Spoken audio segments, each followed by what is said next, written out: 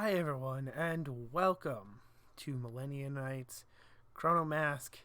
You're going to have to forgive me. I keep wanting to say Turbo Jungle. I am very used to Turbo Jungle still for some reason. It's been a year. Um, but before we get started with playing tonight, gotta get some stuff for the channel out of the way. If you want some merch, we have some. You can check it out through the link in the chat. You can also over to Twitter, find the link tree in the Twitter bio for Nerds with Dice. There is all the links there, including the merch link.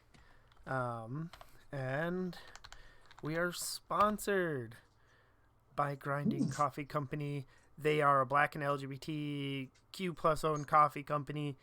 They do a lot of stuff with the gaming company or community and whatnot. You can use the code Nerds with Dice to get 10% off, or there is a link. You can just click the link, and that'll get you that 10% off as well. And my favorite joke, since getting the sponsor has been that I can get you 10% off the K Agenda. So I guess it's all really good coffee, but that one in particular is pretty good. I think that is all the announcements. So, let's see. Starting with Princess Requiem. Introduce yourself, please. Right. Yeah, I am. Let's see. I'm Bear here. I shall be playing Princess Requiem, who is the Gold Ranger. Let's see. Would you like me to give a little synopsis of what our deal is, or? No, we'll get into that while we play it. This Right. first, I don't know how long it'll take. This first little bit, I'll have you do character descriptions and talk a little bit about your characters in the actual environment. Down to, I'm forgetting character names for a second. Hold on. Elizabeth. Hello. My name is Lauren, and I am playing Liz DeLuna, the Yellow Ranger. So this is going to be fun. That's a good name. And Elsa.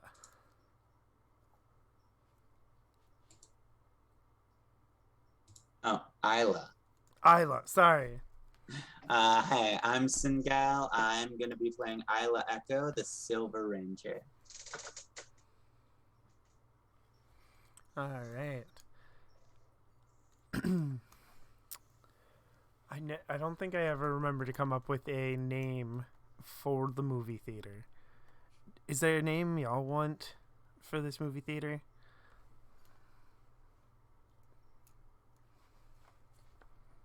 I'd say Alamo Drafthouse, but they're probably not going to, sponsor us or anything, so screw that. We should purposely not do it out of spite.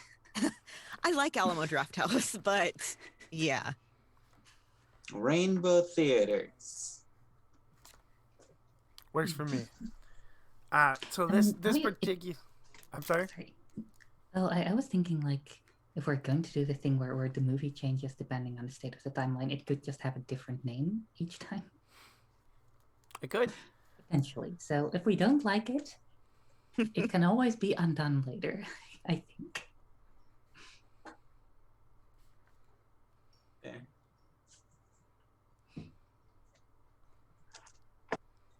Okay.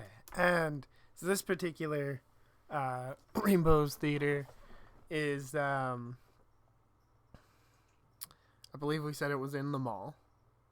Mm-hmm. So you can, across the food court from the movie theater, you can see and hear a little bit. It's not, there's people between you and stuff, but you can hear a little bit of the music from the arcade. You can see the lights from the ticket counter and stuff. Mingling among the smells in the movie theater, popcorn and all that. Right, the closest place in the food court is a little fast food burger joint called Knuckle Burger. So you can smell the fries and the mixing in with the smells of the popcorn and stuff. Who would be working the ticket counter? I will. Okay. So let's start with what does Elizabeth look like? Okay. So Liz is short, has olive skin, kind of curvy, curly, dark brown, black hair that's kind of pulled back in a messy bun.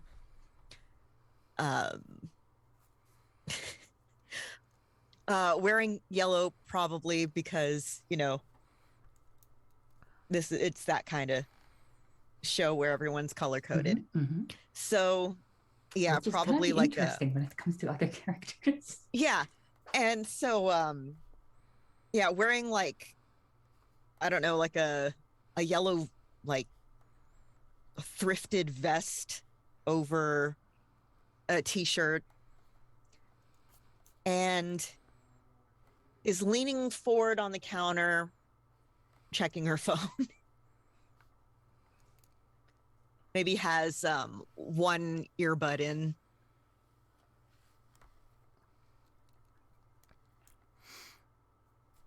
And so let's what's Elizabeth's deal here? Like, you're the one that is from this timeline, right?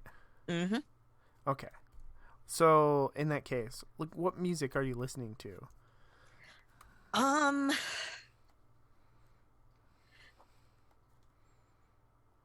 Let's just go full self-insert. 90s grunge. Okay.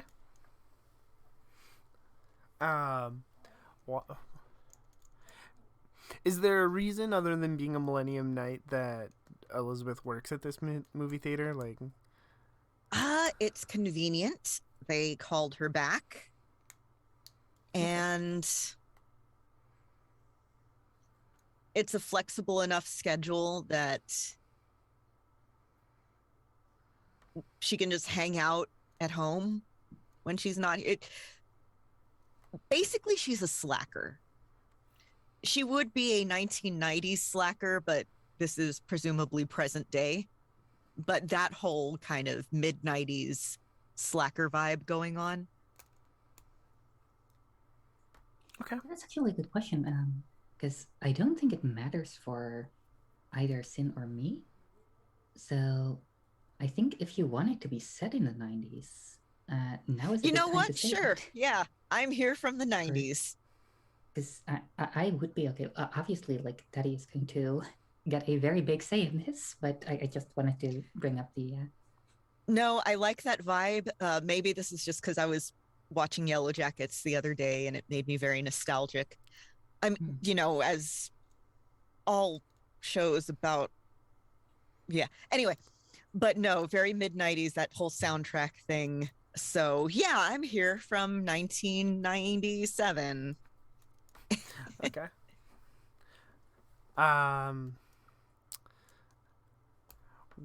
Let's see. What job does Princess Requiem do here? Oh, I think whatever she does, she's very not suited to it. So I'm thinking either she's been stored away in the like projectionist's room, or she's like collecting tickets, or like going down the aisle with little flashlights and not being sure what to do with it. Okay. And what does Princess Requiem look like? So I'm thinking she hasn't, or she has a loose grasp on the fashion of this time. So I'm thinking she has like one of those like simple white dresses and cowboy boots. And also I think the most her most distinguishing feature is that she has that giant anime drill hair. If you know that. like the Big the sausage drilly curls. twin tails. Okay. And so why is Princess Requiem not suited for the job she's doing? She's still sort of getting a feel for this timeline, and she is also not very used to, doing labor like some kind of peasant. So she probably will not accept help readily, but also will not necessarily know what she's doing while doing this. And what timeline are you from?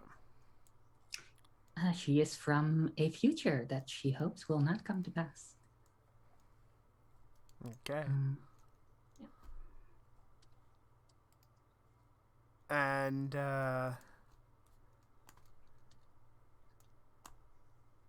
what job is Isla doing? Isla is doing whatever job they feel useful doing. Any job that anyone else doesn't want to do, they will do it because they want to feel useful, and if they don't feel useful, they're not happy. So, yeah. Wearing basically, imagine a similar attire to what I put on, like a silver shirt with traditional Power Rangers flannel over the top of it. And basically, probably, let's say right now, they are cooking burgers in the kitchen of the movie theater. Could you confirm or deny something for me? Because I, for some reason, defaulted, probably because of the beefing, that your character would be wearing some kind of trench coat-like coat by default. Oh, but I just realized that I have no idea that's whether not a that terrible idea. I just feel like trench coats would get in the way of all of the acrobatics. I don't want to trip over my feet, you know. You could In dramatically throw it non-battle out before situations, I'd be happy to wear a trench coat. You could dramatically toss it up like a cape before any action scene. That's true. That's true. But yeah, no, I'm thinking just like flannel, silver shirt, probably pants. No, leggings, because they were more similar to the tights that I would typically be wearing were I in my own time.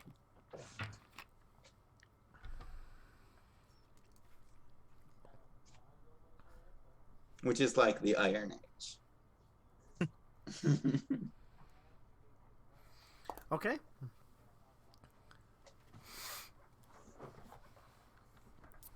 And what timeline is Isla from? Like a Iron Age timeline, probably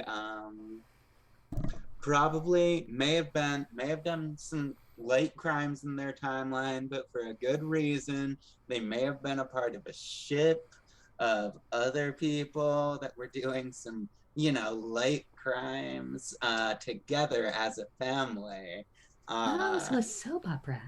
Yeah.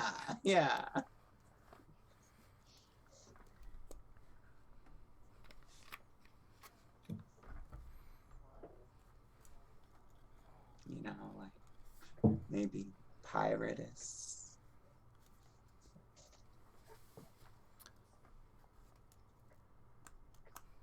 Trying to think what time it is.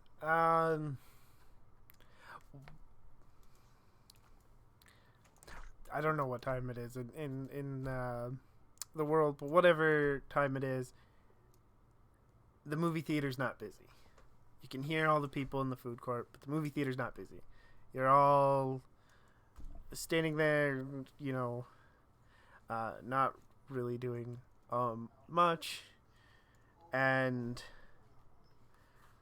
I'm trying to think of the description. Was it like lunchtime? Yeah, we'll say it's about lunchtime. All right. That makes sense.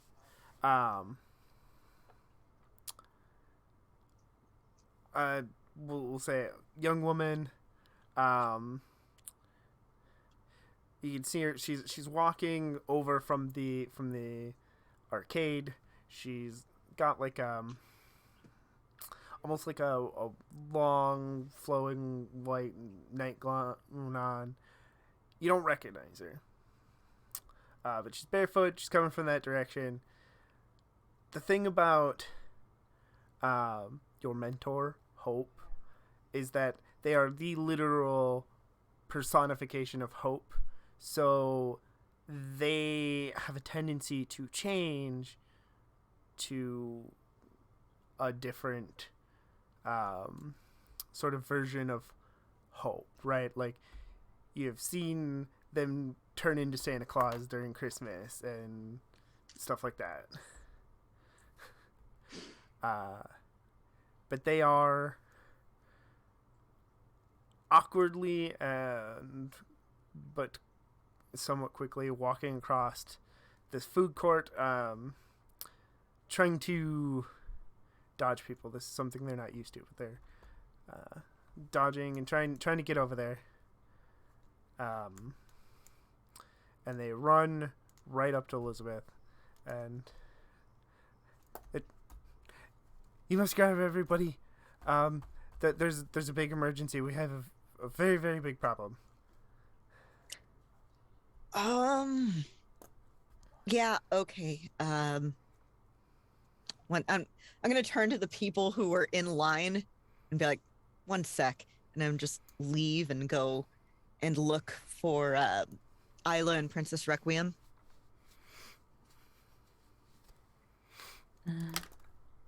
Yeah, I think Princess Requiem is in a break room. Like, she's just gotten a little brown paper bag with a hamburger that she's setting on a plate and is getting ready to eat with a knife and fork while like putting a little bit in her.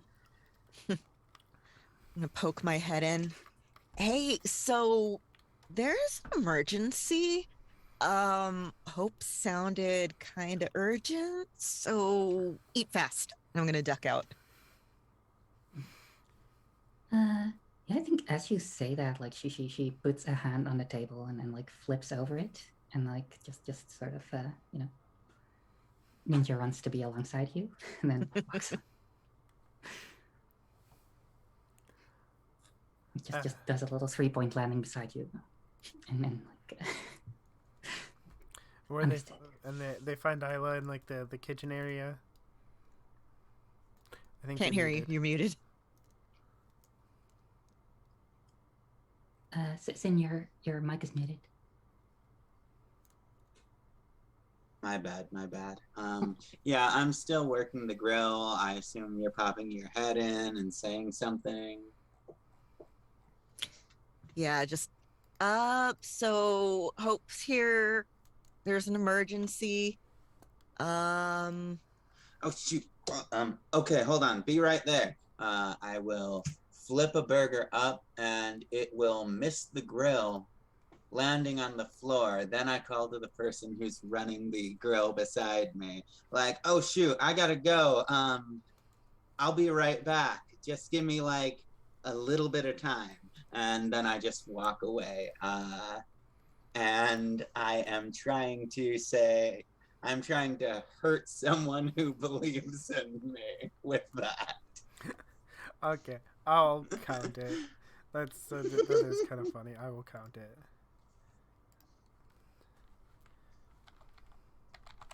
I'll get to you talking here. So you run. And then I leave with you. Yes. Yeah, you take off into the arcade, and Hope, you know the way, but Hope, quote unquote, leads you into a back corner where there is one game, and a vending machine. The vending machine is it's an energy drink vending machine for an energy drink called Nightmare Stallion, and the arcade cabinet is for a old Sentai fighting game called Curse of Zordath. It's got like Ooh. 4 characters. You can only play the heroes, and it's not very popular because there's probably Mortal Kombat somewhere or something. But it's and then there's a secret door in between them that you go into, and down below them all into your secret base that nobody somehow knows about. What does your secret base look like? Oh, do we each get like do we each have our own regular cabinet that we use to get our own little secret entrance there?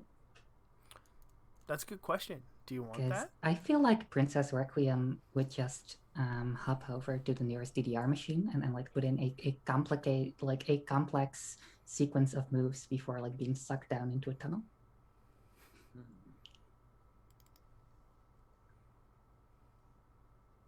But I don't know if that makes sense. I mean, it does and doesn't.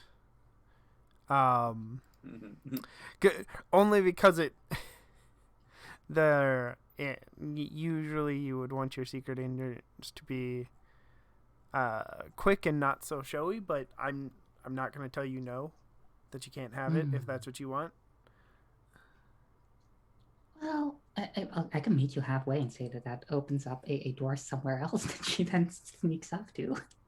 Okay, yeah, so like she taps out her code and then disappears behind the door nearby.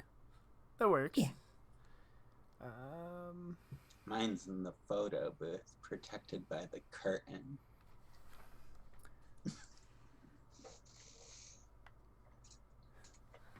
Okay. Besides, it's weird being able to see what you look like in those weird photo thingies.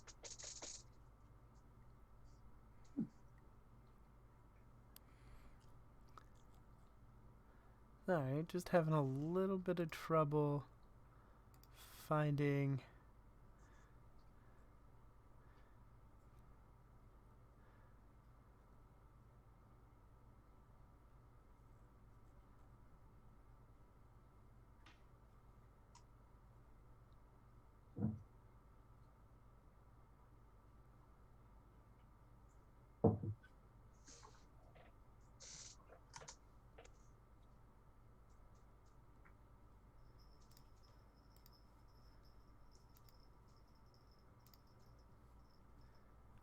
Okay. So what does the secret base look like? What do you think it looks like?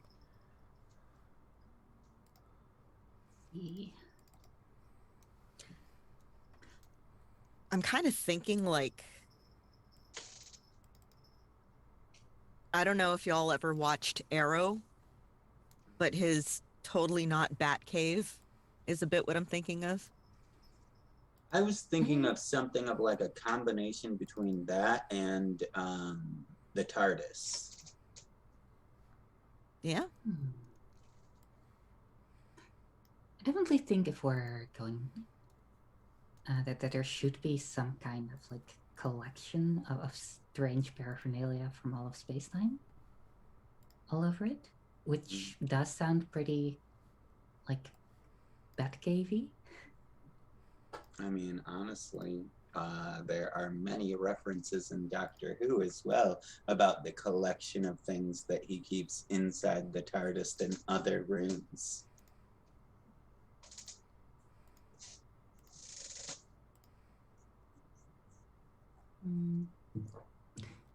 But it could also be like if we're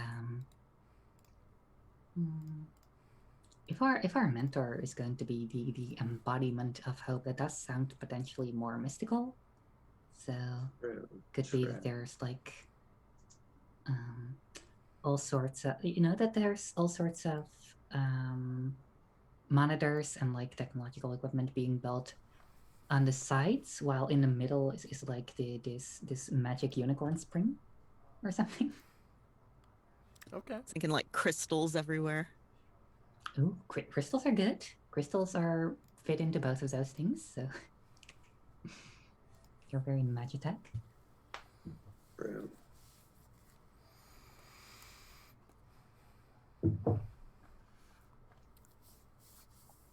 Okay.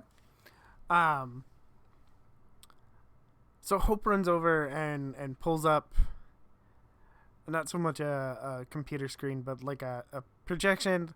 I'll say it shows up in the magic fountain of another timeline, and says, "I found Finn. Finn was the Red Ranger you were working with. I don't know how long ago, but they ran off at some point." And pulls up an image, not so much an image, a video of Finn in the magic fountain, and Finn is working with a monster.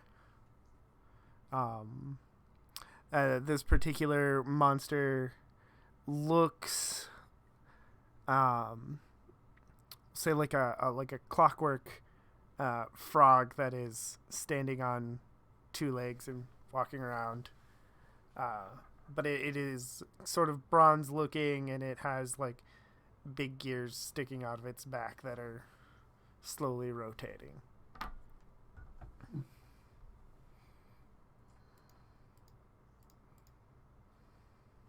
All right.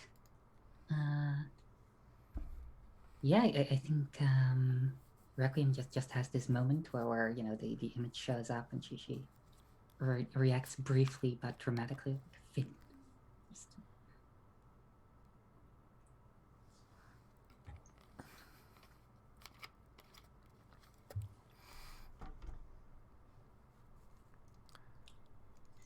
Does anybody else have a reaction or anything they say?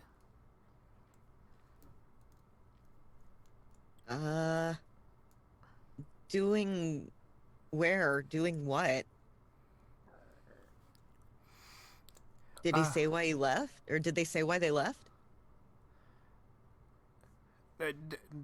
No, like they didn't leave a note or anything. They just took off.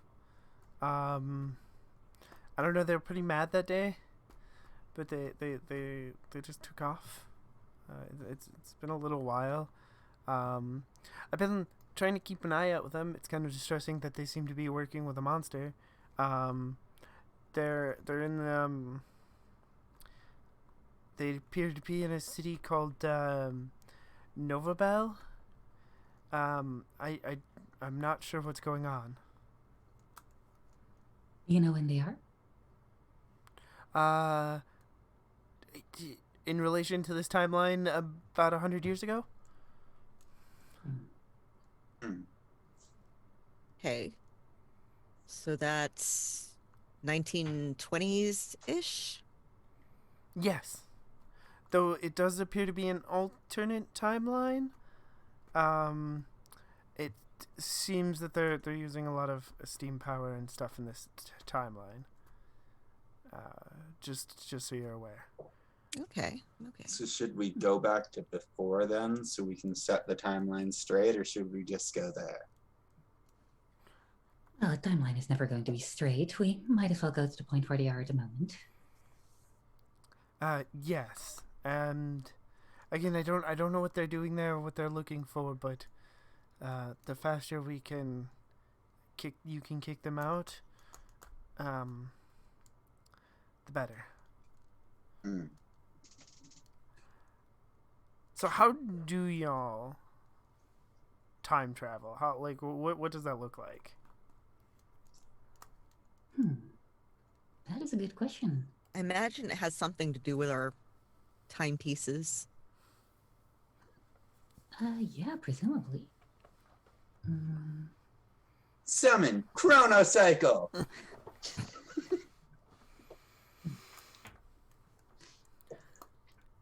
I mean, is that it? Do you summon your Chrono Cycle and like Sure. drive up a ramp out onto the There's street? also and as you Chrono go through- hoverboards that I'm getting in, that I'm kicking an idea around for, but yeah. I mean, if we're going to summon vehicles, I'm guessing mine would be my sidekick. It could. Do you use the link? Yeah. what does your arrival when you go to a new timeline look like? Is it a rough landing? Do you just kind of like appear? Is there like a flash of light? I feel like for me, I have to go through a long tunnel of time whizzing by in whatever direction it is. And it's like I'm just like either driving or floating through the tunnel, and then it like opens like a portal, but I have to travel through all that time so we can get some really cheesy cinematics out of it. Yeah, I feel like if that's the case, we should all be in that same travel thing, so that we can all look, like it's clearly someone green screening it behind us, but we're all kind of Star Trek overreacting. Exactly.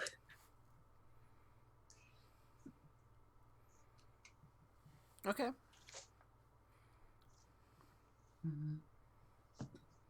And I do kind of like the idea of just a portal opening up on the other side and each of us shooting out and, Yeah. doing different degrees of well at that. Okay.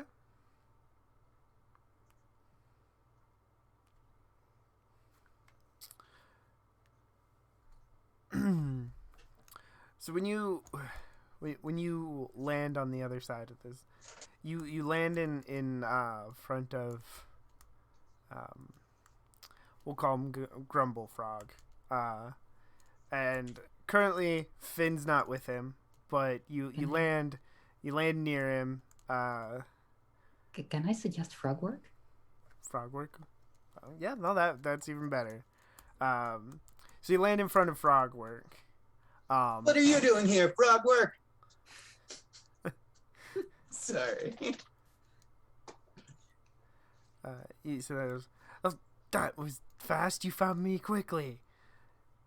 And he's got, we'll say, we're always in time. It's only a matter of time. Now prepare to croak. Other time-related quip. You'll get there.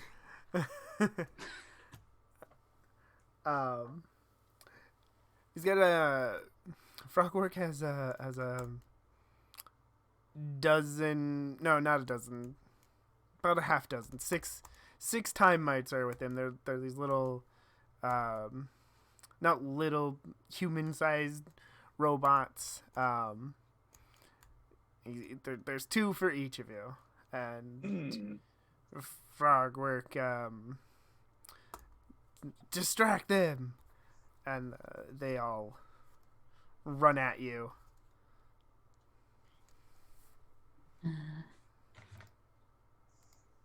Yeah, I think Princess Requiem will look at the two of you and say, look, there looks like there's three for each of you, and just salto over them towards Frogwork. Which, can I make that count as reminding someone that they aren't good enough yet? Like I'm trying to say like you two like handle the small fries. I'll handle the real enemy. Okay. Yeah. And I think she sort of does several, does one of those one jump several flips over the time mites, and the camera shows her like passing the sun. Okay. And then like landing in front of Frogwork.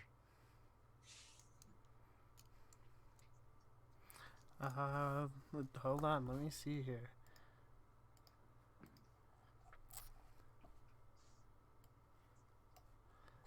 At some point, I might remember what the heavy moves are. So you land, and you land in front of Frogwork, and Frogwork is going to shoot out cables, sort of like a tongue, but they're like steelish cables or something, and they wrap around you, and they incapacitate you for now. Yeah, that's Mm-hmm. But you're tied up at the moment. May I take a light turn to take the blowment for another? How do you? I guess here's my question: how do you get in that position? Because you do have 3 time mites also running at you. So a good move here is to take your regular turn of display whatever fighting technique you are, and then you can Okay. do that light turn. Get more in position. Yeah. I feel you. All right, so yeah, I'll run forward and display super ordinary or extraordinary fighting technique. Yeah, and what does that fighting technique look like, and how do you dispatch some of these?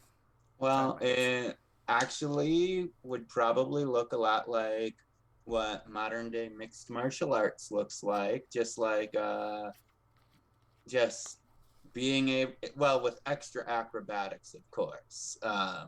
Lots of flips and stuff still, but like actual like martial arts style fighting, because like where they're from, they actually knew how to fight. They're not just relying on the strength that was given to them by becoming a knight. Okay. And then you wanted to take a light turn and take the blow meant for another. Mm-hmm. Okay. So the last second, you dive in there, and you are instead tied up instead of Princess Requiem. Elizabeth, what are you doing? How are you doing with time mites? Okay.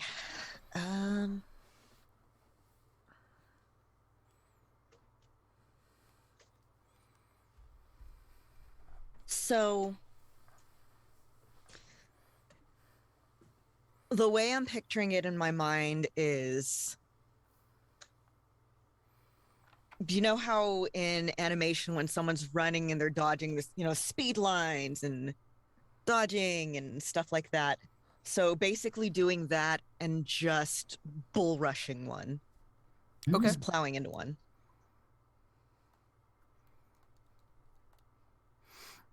And because these are a simple, they're just the little minions that are supposed to make you look good at fighting. You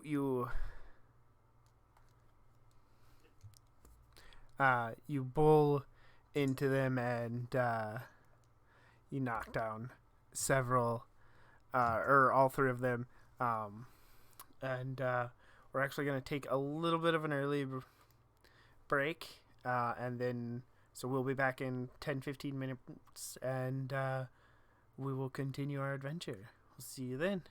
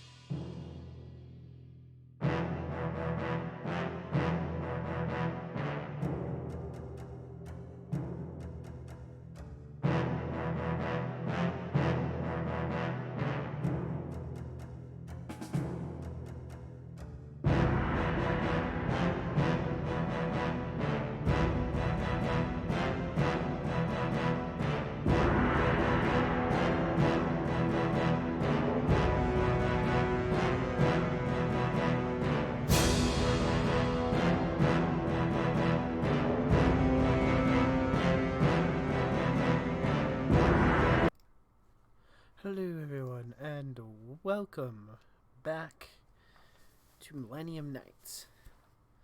So, Elizabeth just bowled into one time might and managed to get a domino effect where one knocked into the other, and they all kind of fell to the ground. I'm gonna yell, "That's what you get!"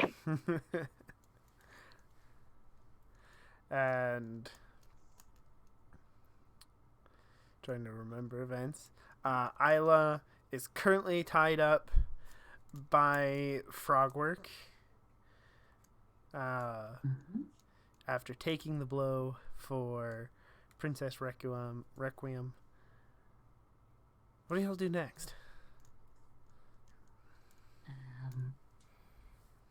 Well, I feel like Princess Requiem is just gonna see Isla, do the whole sacrifice thing, and she just sort of rolls her eyes and show off. And then I would like to, let's see, can I take a heavy turn?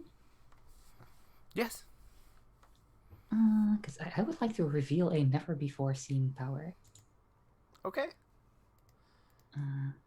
Whereby Princess Requiem will sort of I think she'll like casually like walk forward a few steps to, be in between Frogwork and the mess of cables that is now Isla, and reach out, grab the cables, and just send a surge of energy through them towards Frogwork. Okay.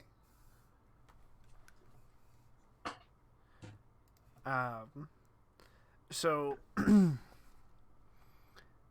you do this to Frogwork, lets go of Isla, and their light turns. They're gonna reveal they have a weak spot.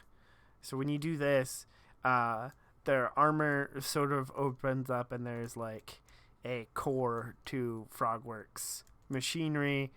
That is their weak spot. It's only open for a little bit, but it is an exploitable weakness on Frogwork. And you see that when you send this energy after Frogwork. And he stumbles back.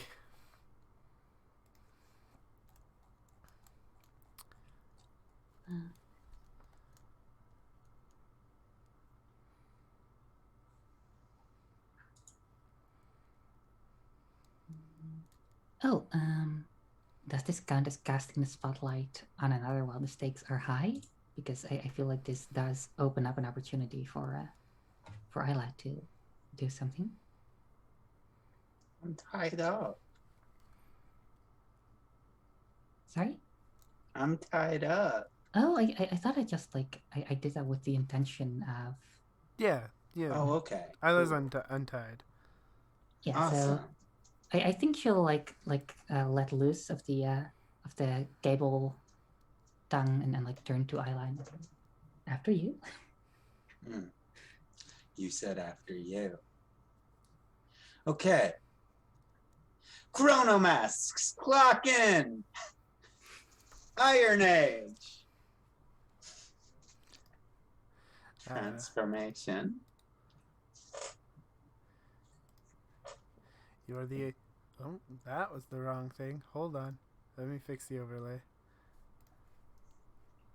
It didn't click what I wanted it to.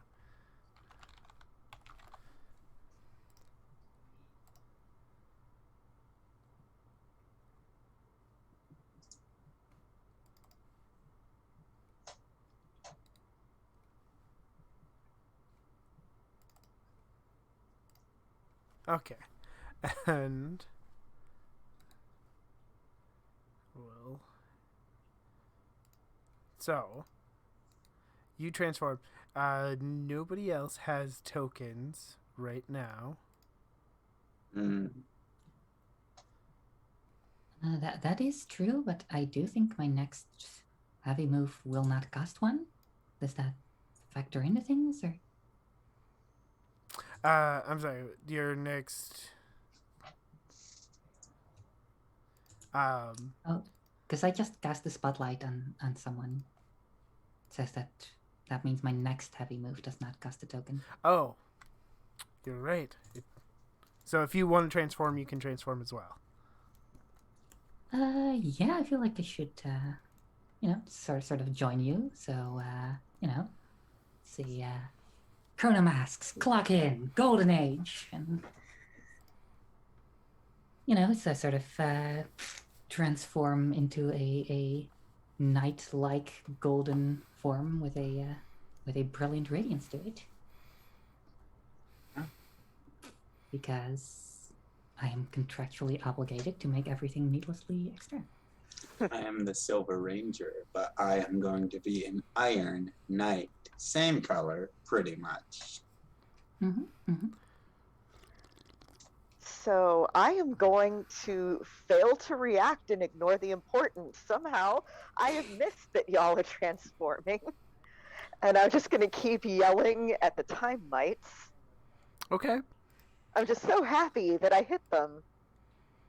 And that, I believe, is a light turn, so that will give me a token so I can transform next time. You're just like giving nookies to one of the time mites. And oh shit, are we transforming? Quit hitting yourself! Quit hitting yourself! Okay. So, that is 2 light turns for, 2 heavy turns from you, and a light turn. So, first,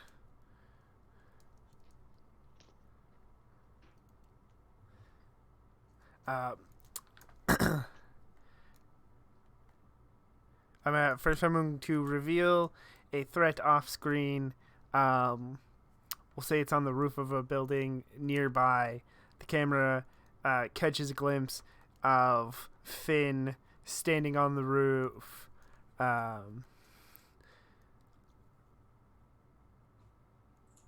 Then Frogworks is...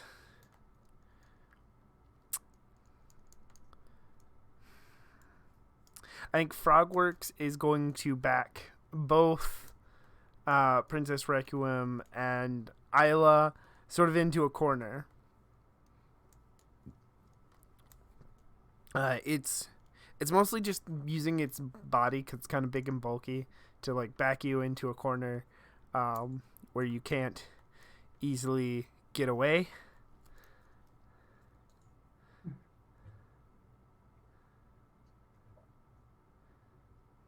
And then I'm going to use another heavy turn.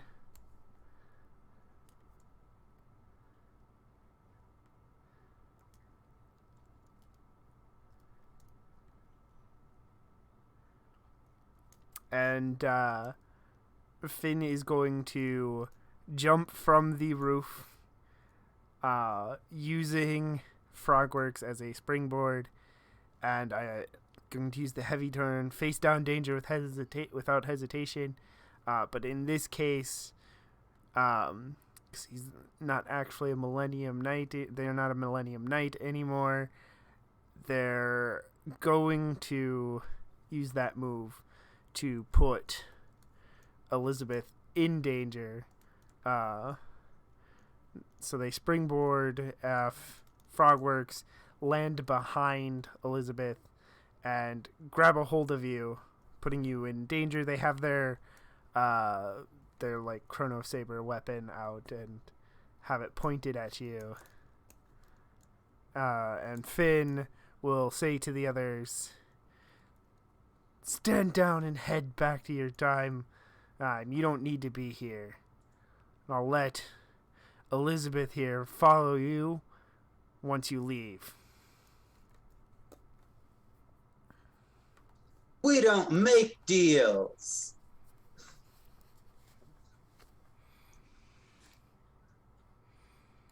Summon Time Knife. And my saber comes out as well. It's the time knife? Yeah. Yeah, the time knife. We've all seen it. We've all seen it.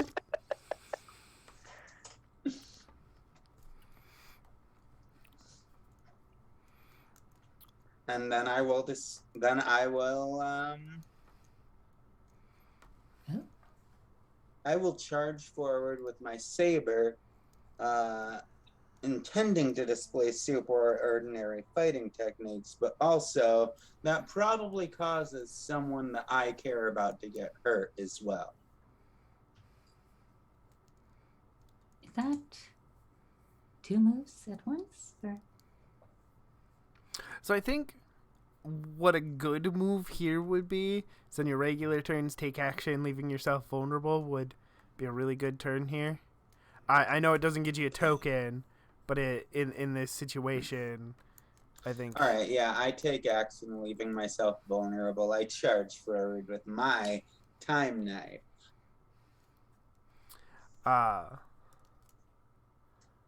So do you ignore Frogworks and just run right past them and head for Finn?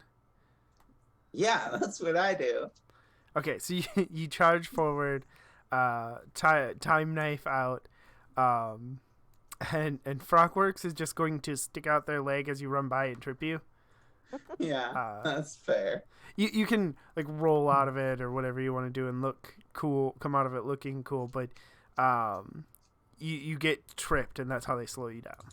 All right, as they trip me, I tumble forward, but use my arms as a springboard to do a front flip back onto my feet. Okay.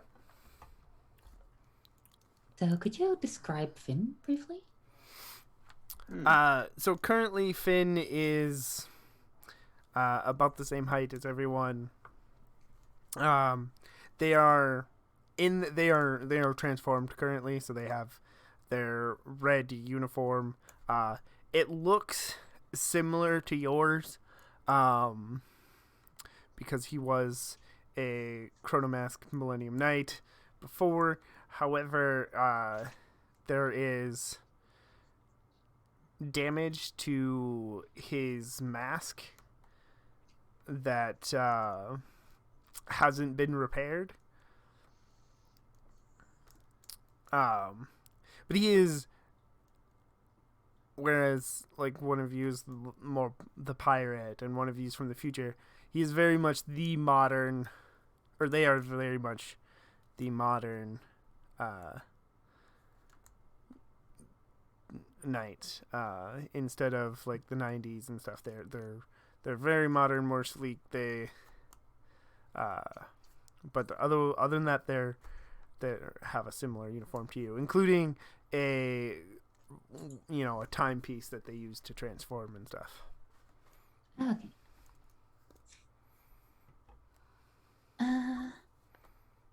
Yeah, and how are they holding Elizabeth? They got Elizabeth by the shoulder. They're standing behind Elizabeth, and then they got their Chrono saber, like it'll like be across like their chest or something, and Okay. to keep them from moving. So what I would like to do is, because one of my regular turns is model the utmost finesse and expertise. So I think that would, that could be done, like taking advantage of this opening of Frogwork being busy, and just trying to maybe disarm Finn, or at least distract that, so sort of get them to fight me instead of holding on to Elizabeth. Okay. I mean, what does it look like? I mean, do you disarm them with your like blaster, or are you doing a series of handsprings to attack him? I think she's going to again do that little flip back, do the big solar salto, and as Finn is sort of Finn tries to follow her sideline wise, just gets stuck on the sun, and the next shot she's just behind him, being haha, but how can you be behind Elizabeth if I'm behind you? Pointing a Okay. And Finn will will let go of Elizabeth to sort of meet you in combat. Yeah, and she'll like quip at him like taking hostages, really, Finn. Like, do I think this is a good point what are you where going to do? Tie her to train tracks? instead of saying anything, Finn is going to display impressive fighting technique. And if you want to match Finn with your dazzling fighting technique. Yes, definitely. I think like whenever she parries a blow, there's like maybe metatextually like there's like these little sparkles coming off of her laser rapier. So what does Elizabeth do? Do you take the moment to transform now, or? Yeah. Elizabeth's gonna go, oh shit! 90s! And transform. So Liz's outfit is basically like a yellow and black version of something like, okay, the movie Hackers. You know that whole general aesthetic of like, yeah, that, but in yellow and black with just basically a kind of a blank face, but with like those big aviator sunglasses type thing there. And that's really good. Like with a like Power Rangers visor that's shaped like aviator sunglasses. Yeah, or like ski goggles. I guess maybe more what I'm thinking of, like ski goggles. That is, I think you might also be the only one of us who has like a ranger uniform that includes leg warmers. I mean, my I was suit looking keeps at my legs warmer. I was looking at the costumes from Hackers for inspiration, and there was this one I think Angelina Jolie's character wears where she's wearing just this like all white kind of jumpsuit, and for no reason, like soccer kick pads.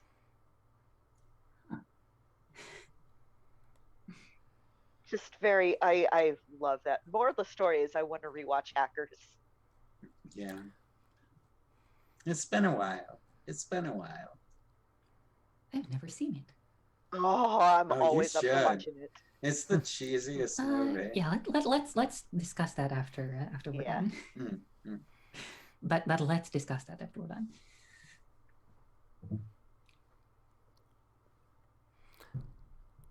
So what's next?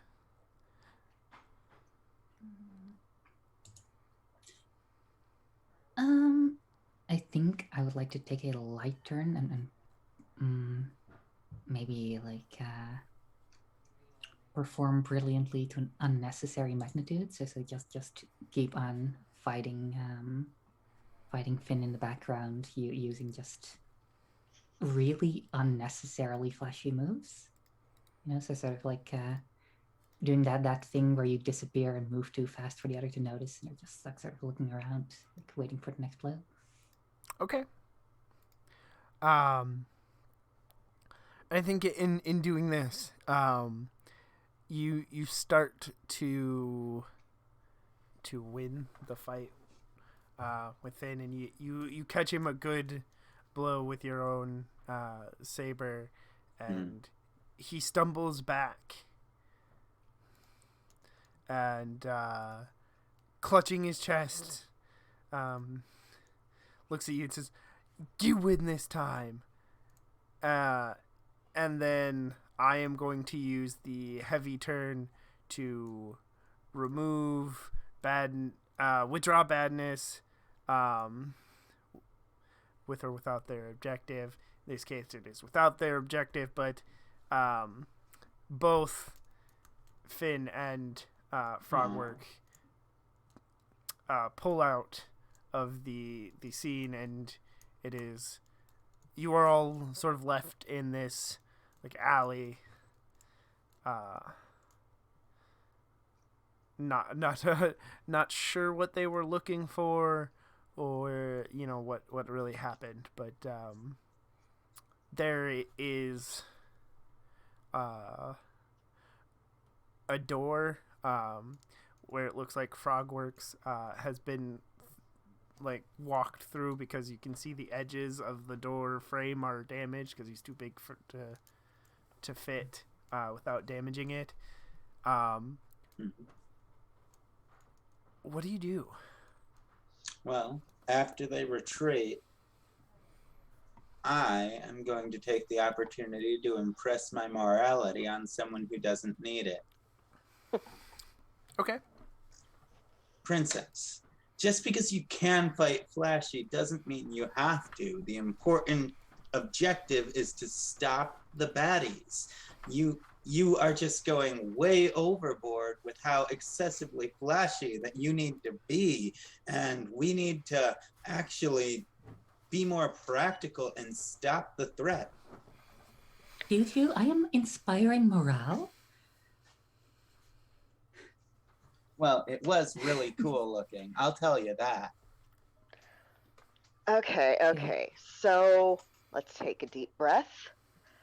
Princess, that was super cool. Thank you. Isla, that was also pretty cool. Admittedly, yes. So, and look, none of us died. So I think we are, as a whole, ahead. I'm pretty sure I have a body too. But Yes, we never properly credited you for going overboard. I do believe that fits in with your marital theme. Marine theme? Marinical theme? Piratical theme. Yes, that. Emphasis on the radical. I don't understand, but maybe I will someday. Sorry, I forgot your character's name. Not Isla, but Liz. Liz. Right. Sorry, I was looking at everyone's name under their name, name under their portrait. But yeah. Liz. Okay, yeah, I need to fix that on this if I figure out how. Yeah. Okay. I'm gonna do the same. Just click on your picture. Oh, yeah, I know how to do it on the computer, but I'm on my phone now. Oh, right. Oh. Yeah. Well, figure it out later. Okay, so Right. that could have been a better reunion. Yes, I do believe in maybe Finsidious.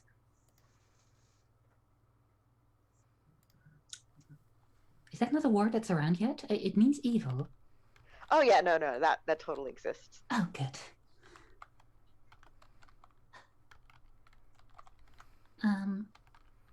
Yes, quite. Now, to the point at hand, what do you think they were doing in that building?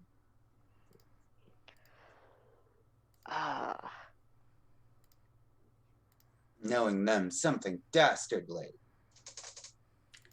Well, yes, I do believe that Occam's razor would point to that. Why don't we go see what it is? All right, let's go.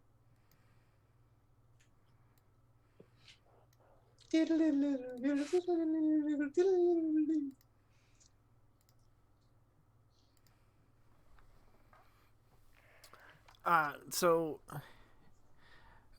it is inside. It's an empty room. In like a wooden shack, and there's a door that leads to another room, and it looks untampered. Um, I guess I shouldn't say empty room. A mostly empty room. Like there's nobody in it. There's no person. There's not like shelves or anything. But there is one table and a like a journal laying on that table. I will pick up the How journal. incriminating. Yeah, hold on. First, we should make sure it's safe. I'm gonna find. Is there anything I just stick picked it like up. like a pencil? Oh, okay.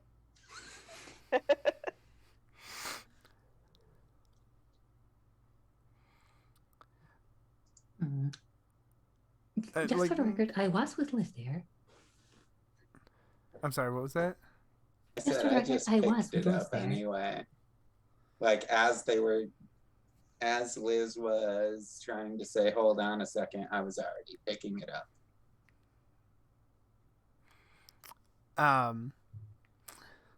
Nothing bad happens when you pick it up. It's just a journal. All right, I start flipping through pages.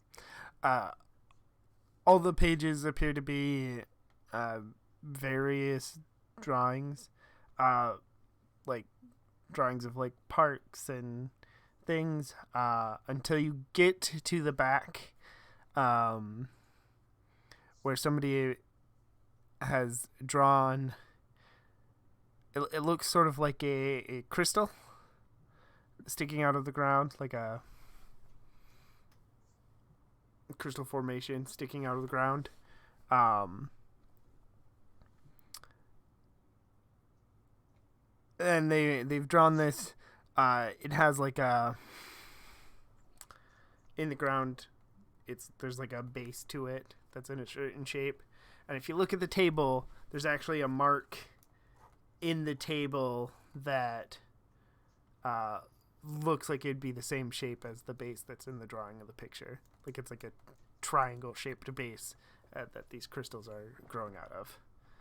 At some point, it was on this table, and you didn't see either Finn or Frogwork have it, so it might have got moved before they got here or something, but it was here. Okay, does it look to have been, like, I know, does it look like this has been here for a while, or, cause... Yeah, there's a thin layer of dust on, like, on the journal when you picked it up and stuff. They're not thick or heavy, but it was there. Yeah. It's like we got an art bug. We should be very careful with that. And I think we should get it back to our base. Yes, we should not let it remain anywhere public. And we should also try to get the computer on a handwriting analysis so we can see who this journal belonged to. I'm gonna reach over and turn to the front page of the journal. Is there a name? Yes. It says like Allison Turner in the. No, look at that. It's right in the front.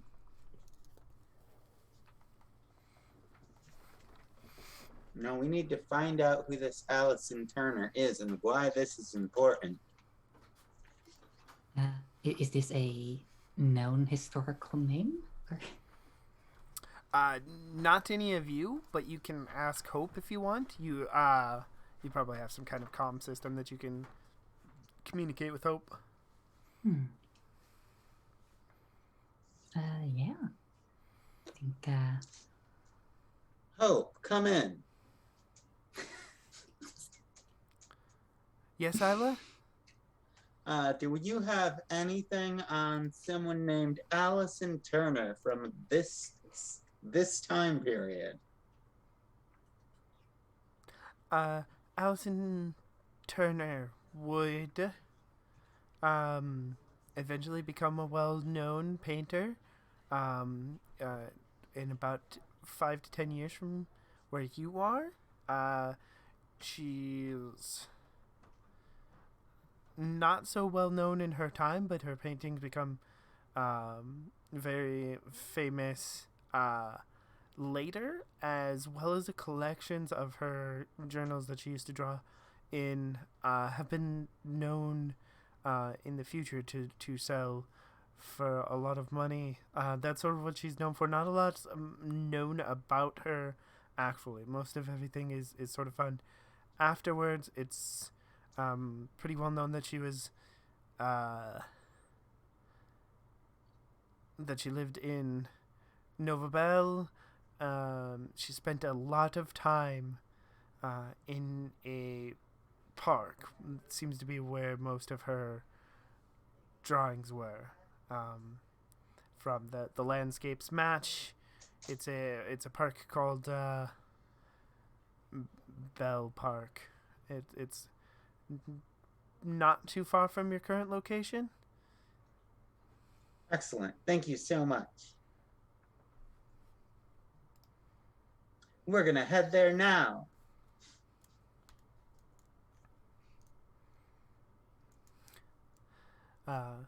Time passes. You, how do you enter the park? Do you just run into the park, or is there some sort of dramatics to it? Or? Yeah, are we still transformed, or? I'm not de-transforming yet. As I say, that's up to you. I wasted a token on this. Good point. Good point. I didn't even get to do anything with it. Yeah. I mean, I really don't think my transformed stuff will stand out any more in this time than my untransformed stuff. So. Yeah.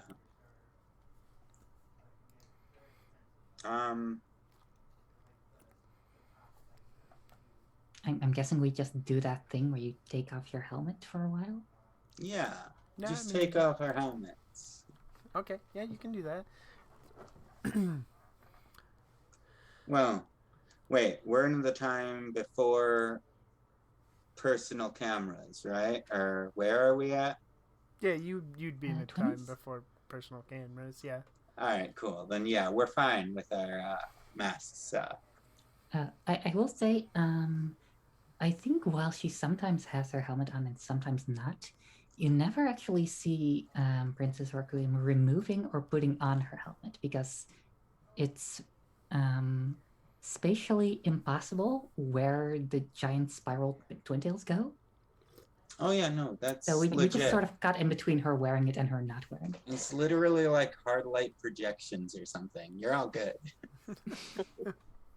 Okay. Like no matter how big the creature is, the rangerfied version of that creature is the same size. So even if the dimensions don't fit, it doesn't matter. Yeah. Yeah, that you will is sometimes just correct. see her with her helmet freshly off and like going, and like the thing's just being there. Okay.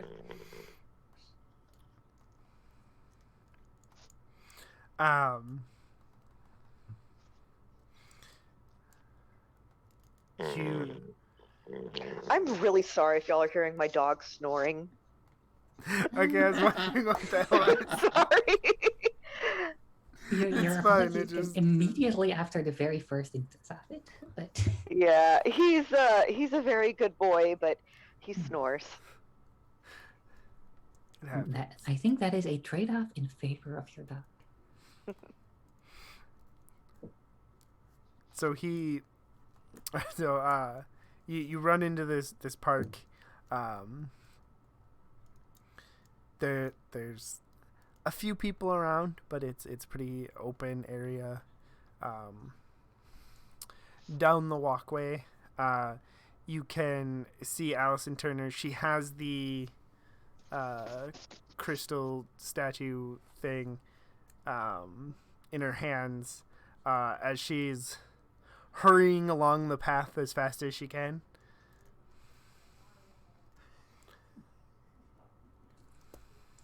Can I know, do we know anything about the crystal structure? Does it look familiar to us at all? No.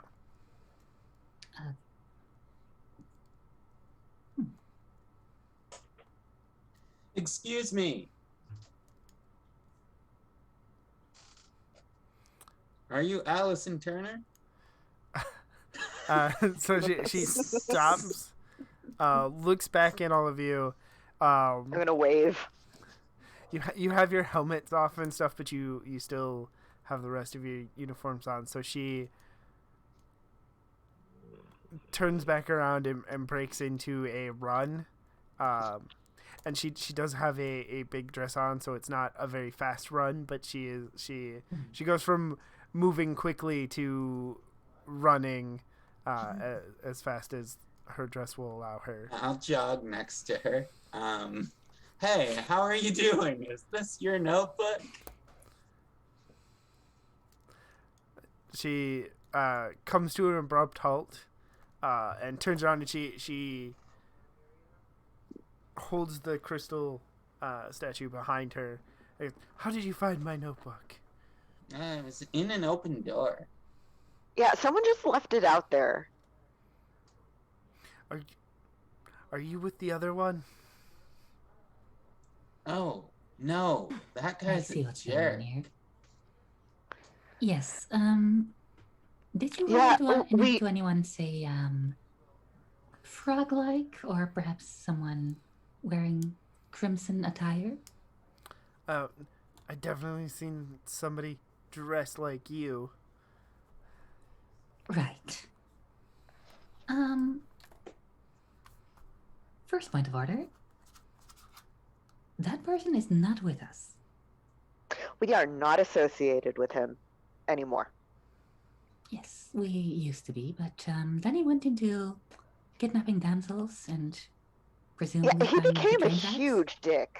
He kind of went 0 to like 60 overnight. It was wild.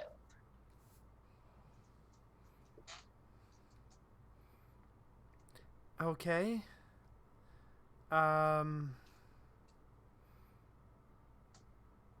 And why are you after the statue? What Well, statue? We didn't know anything about the statue, actually. We were just here because we saw that red fucking asshole, pardon my language, was here. So we came to stop him. Does that expression exist yet? I'm pretty sure they had assholes back in the. Oh, I'm gonna look over and see. Okay. And she relaxes and takes the statue from behind her back, and she's like, "So you don't know anything about this?" You know. Okay, because I could ask her what secret about you do I already know if I spend a token. Okay. I mean, if that's what you want to do. I mean, that does sound very unnecessary, and like. I mean, Just I try was that? contemplating doing my heavy ask as well. Ooh, what is your heavy ask? What do you need redeemed? Okay. Do you mind if I use mine instead? Yeah, no, that I feel like actually it's- makes more sense.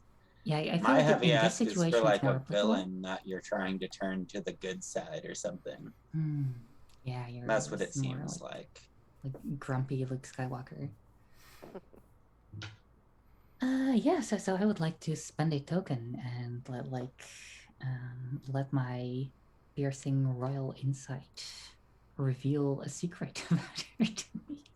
Or more likely just future Google.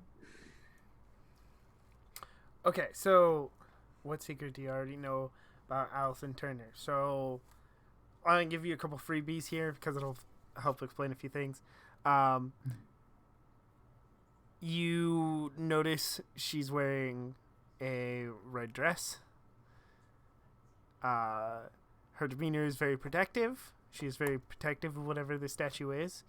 However, you can tell she doesn't know what it is. so you have the idea that she maybe was told to protect it because it was important, but doesn't know what it is. Okay. So let me yeah. I think she's just like carefully inspecting this crystal thing next to Alison Turner, and like looks up at her and say, "Yeah, you don't seem very familiar with this. Did they try to take this from you, or did they try to plant this on you?" They tried to take it from me. Okay, Good. so it was Good. That's yours. good. So It's not mine. I've heard that before. I'm just holding it for a friend. Well, no, not even a friend. Another person. They said they were Millennium Knight as well, and they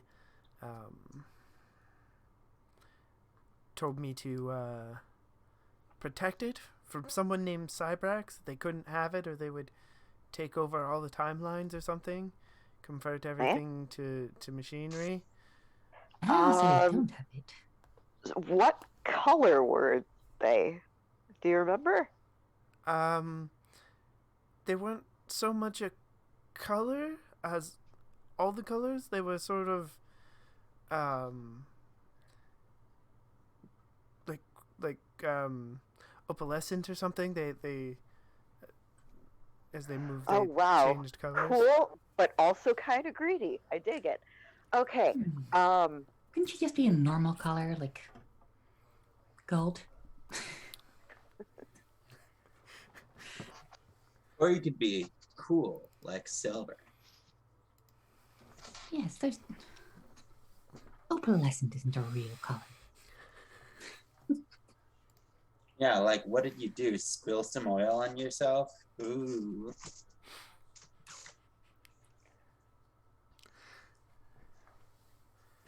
Well, forward in my day, we didn't.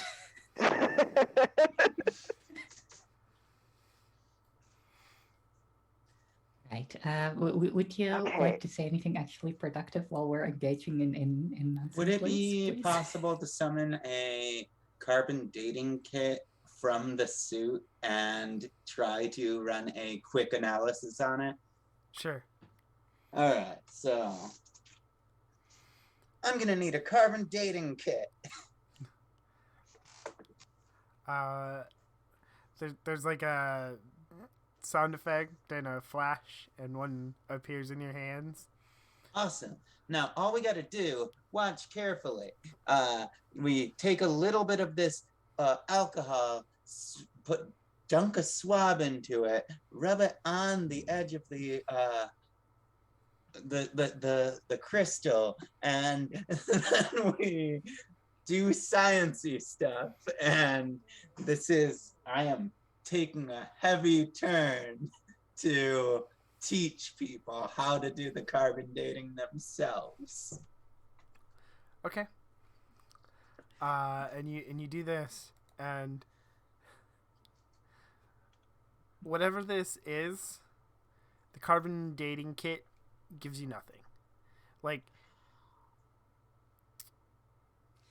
no. So Are you sure you're not, right?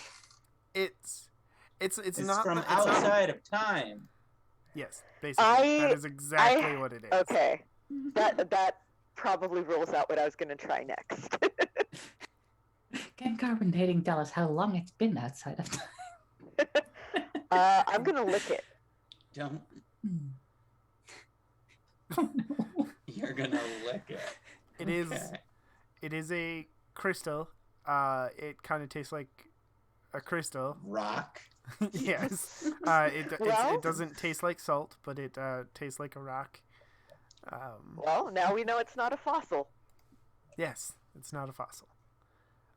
Good. I'm gonna lick it, and then I'm gonna smack my lips, lean back, and say, "Yep, that's a crystal." There's wind. Yeah, it can tell you that it has been in time for about 5 months. The licking? The carbon dating kit will tell you that. Okay. It has been Okay. Sorry. Well, it seems you have only been existing for the last 5 months or so. So my best guess is, with how fully formed this crystal seems to be, that it formed outside of time. Or someone grew it in 5 months. No, Like a it's science way too. project. If you look at the inside, if you look at the way that the crystal is formed and the way that the rock is such a natural formation that it would be impossible for it to have been grown in a lab. It would have much more rigid structure were it an artificial crystal. I think Princess Requiem is just going to be very interestedly like nodding along with you and like they be taking notes and like I fascinating. know my treasure. Did this I know skill my set have been treasure. useful once?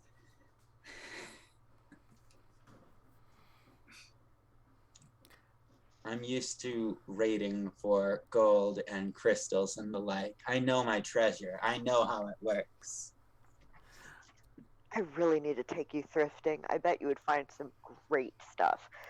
But yeah. So does it do magic? I'm gonna tap on it, like knock on it like it's a door.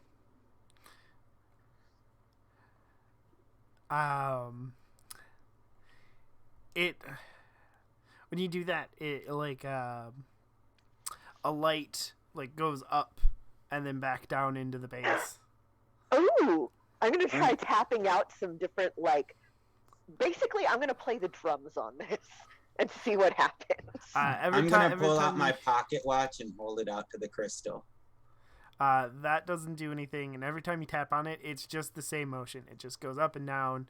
It's not affected by how many times you tap it or anything. So, like, if you tap it while the light's in motion, that doesn't affect it at all. But then the next time you tap it, it'll go back up and down again. Okay. Light show. Well, we are Millennium Knights. We could get this out of your hair so you don't have to worry about protecting it anymore, and that way you won't have crimson-colored psychopaths coming after you. I'm going to take this moment to use a light turn. I've been saving for a little bit to reveal a threat. And you hear Frogwork say, "I'll take that." And his tongue comes out and wraps around it, and he pulls it to him. Okay. Oh no! Frogwork's got it! Cut away. Cut back. I'm wearing my helmet. I'm just gonna pull down my ski goggles, and that somehow causes helmets. Okay. You all do that, and then Allison Turner, I don't know what hers is. It's like Millennium Knights, I don't know, Power of Steam, Ankylosaur, and she transforms into a Sick. Millennium Knight herself. She is also red and faces the frog with you. Oh, dude. Nice digs. Okay. Cool.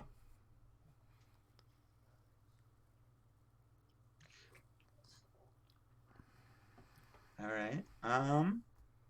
Well,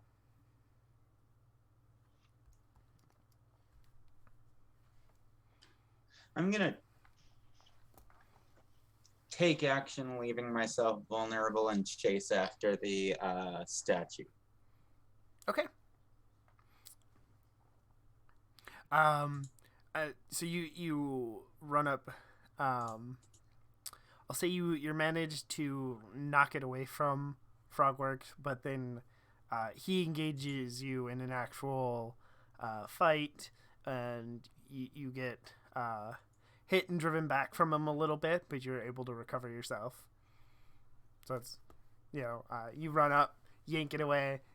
He throws a couple punches, and but now the statue's just kind of laying on the ground. Nobody has possession of it. Yeah, that sounds like there's room for another take action, leaving yourself vulnerable of going after the being the person to go after the statue. Okay. What does it look like when you how do you go after the statue? Are you just going to try to take it and like run away with it? Are you like jumping on it to protect it, or what's? Is it still in? It's no longer in Frogsworth. No, it's just on the ground. We'll say it's on the ground a little bit off to the side of Isla and Frogworks, but it's sort of also in between them. Okay, so I think Princess Requiem is incapable of simply like walking up to something and picking it up. So she will do a sliding tackle towards it, and like sort of pick it up in mid motion. Okay. You do, and then Frogworks notices that you did that and like sends out their cable tongues and like grabs your other arm so that like you can't run away. So you have, I'll say you have the statue in one arm and then a cable wrapped around your other, so you can't just take off with it, but you have possession of the statue. All right.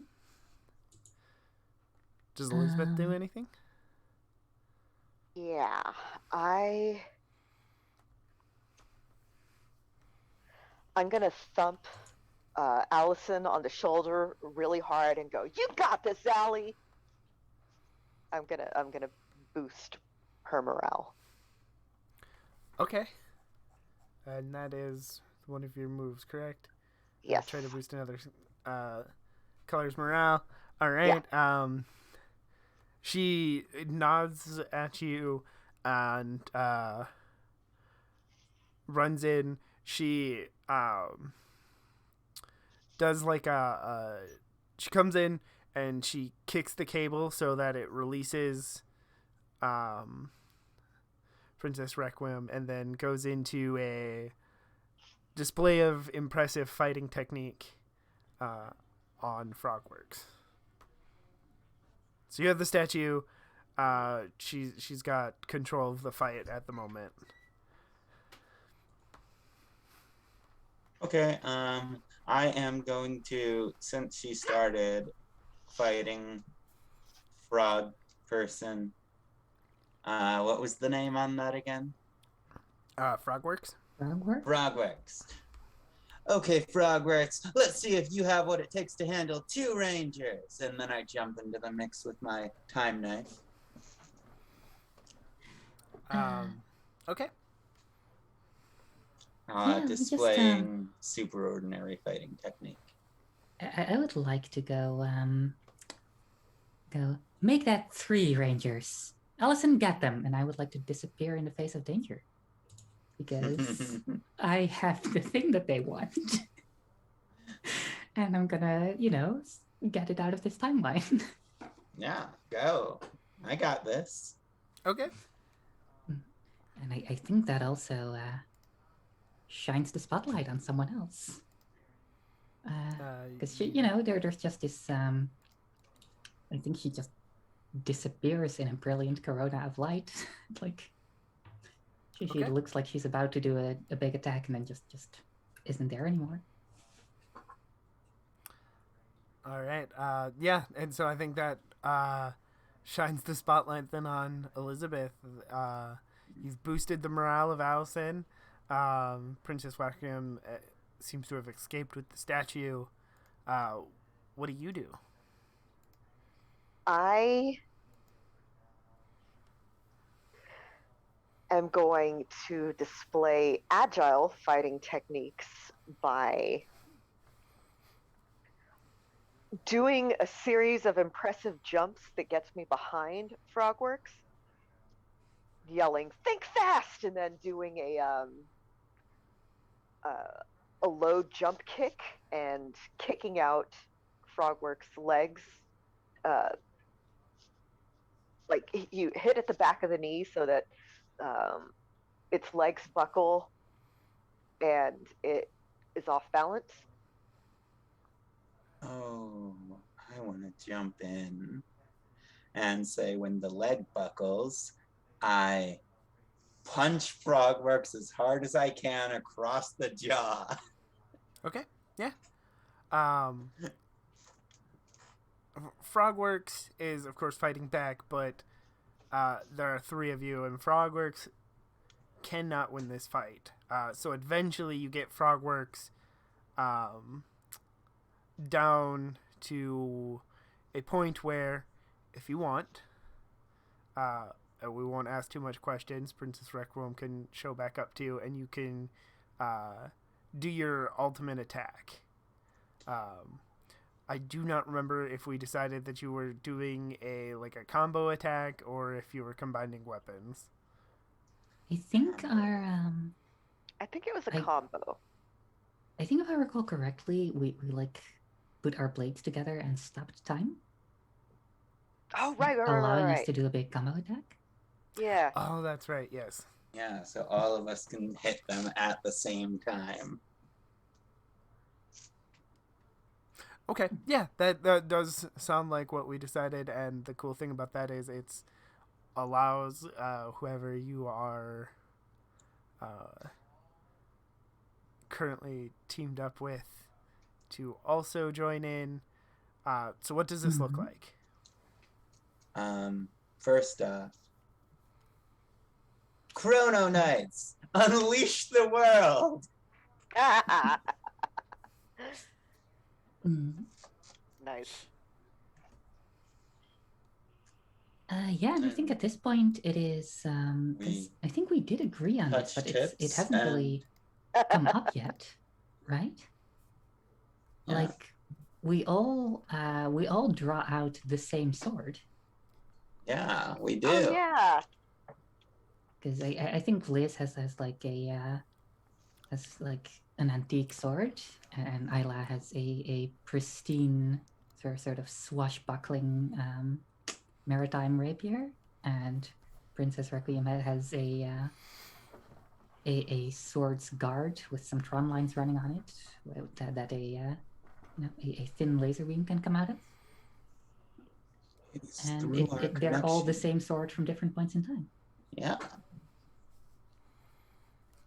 So we put together the hands of the clock and yell out something catchy. Yeah. Yeah, We I think can't we all yell out something actually different. steal Like you go Unleash the world, and then I'll go like Chrono Breaker. Liz just goes time out or something. Or whatever you want to. It's time to trigger the Chrono Waves. I don't get it, but let's go. Surf those Chrono Waves. So time stops. Is there a specific order that you attack when you do this combo attack? Well, I imagine that we end up surrounding the opponent so all of us can be swinging our blades at them at the same exact time. And I want mine to just be like a big X across wherever I'm That is a facing. good question. Like, do we ever, if this were a TV show, like, does the viewer ever get to see our moves in stop time? Or... Yeah. It would show them one at a time. I can't remember what color Liz is. Yellow. Yellow, gold, and silver? Mm-hmm. All right, I think that I should be the meat in this sandwich.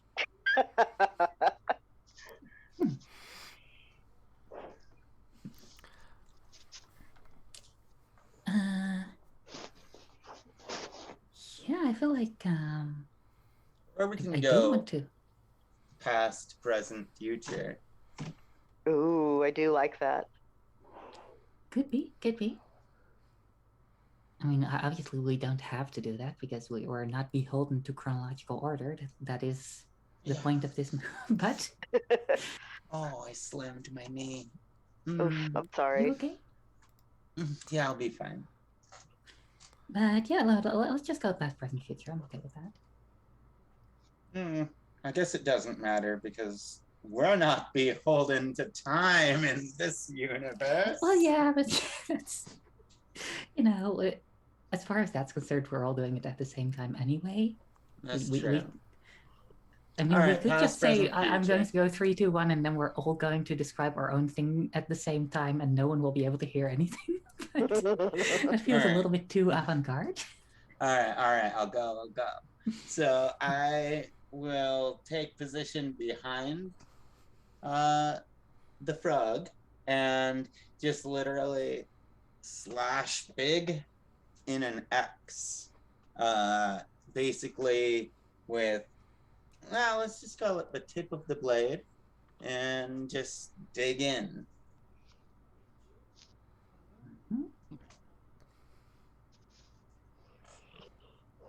Miss. And then what does Liz's part of the combo look like?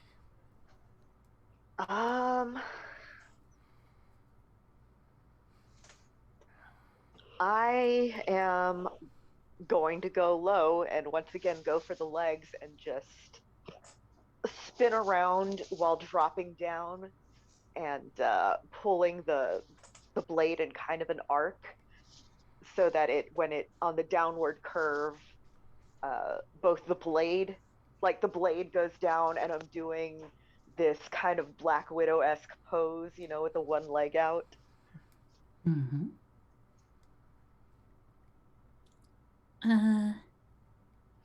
Yeah, I feel like I want this to be the general idea of what it looks like, except for more plastic looking. yeah, it's more toyetic, I believe. Right. I think Princess Requiem is the type to, even in stop time, like walk up to someone, then disappear, reappear behind them, turn off her her sword, and then let the slashes happen. Okay. It's cool. So all of this happens, and then after you three, I'll take your tags. Allison, wielding a sort of comically looking, obviously toy looking mace,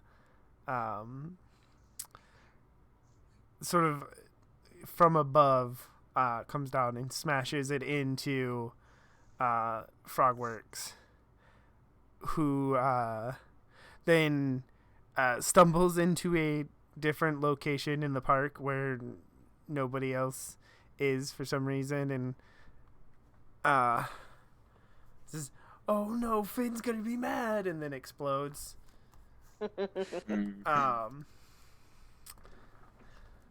Finn the human.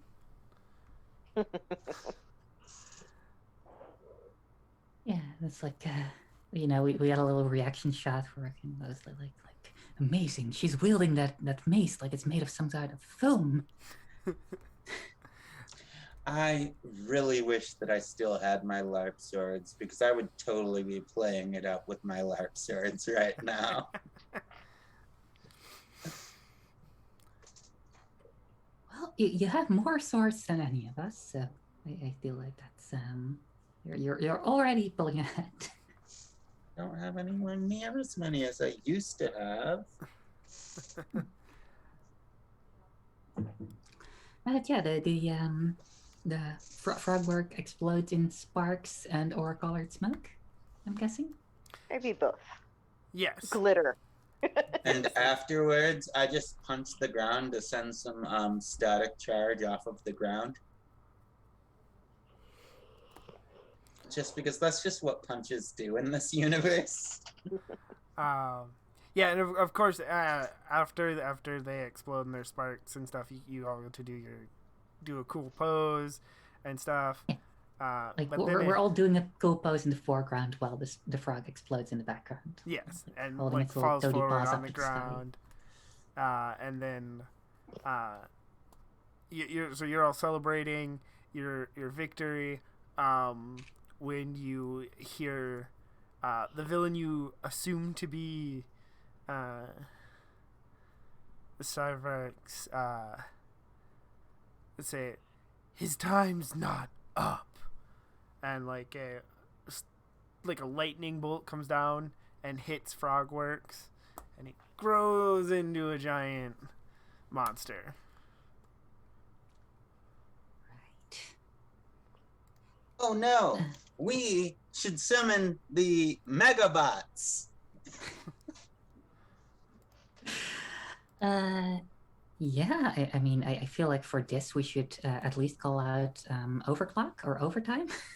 I should have one more token, correct? You have two because I did forget that when you're facing danger, you get one. Okay. Oh, okay. It's your squad turn. That was on me. I just gave it to you while you were role playing at some point. So you all have at least one to summon your mech with. I definitely want to summon my mech. Yeah, I haven't done anything since, or haven't done a heavy move since casting the spotlight on another, so I can just summon the mech, I think. Ooh, summon Chrono Beta Bot. I have been wondering about that, like, because I figure if Princess Ranger Requiem is seems to going love to Greek. have a summonable griffin with her, that should also be the thing that either transforms into power armor, the mech, or both. If that is the case, that might mean that you'll want to do the same thing with your connection. But Yeah, that I is up to you. was thinking that I wanted a nautical connection, and I'm probably thinking like a squid.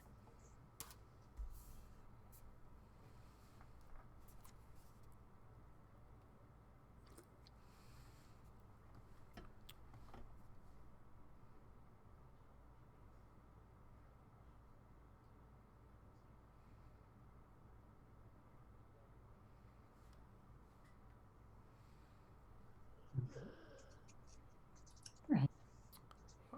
Okay, sorry. I don't know what just happened, but my computer froze up for a second. So you missed our okay. various squid puns. Yes, a shame. Okay, so what happened? There were squid puns. Yeah. I think I missed even a little bit before the squid puns. I talked about summoning my mech, yelled out summon Chrono Beta Bot, but my mech is actually going to be a squid because it's nautical themed in ties to my former life. Okay. And Princess Requiem's is a griffin. Then that's what you were talking about, correct?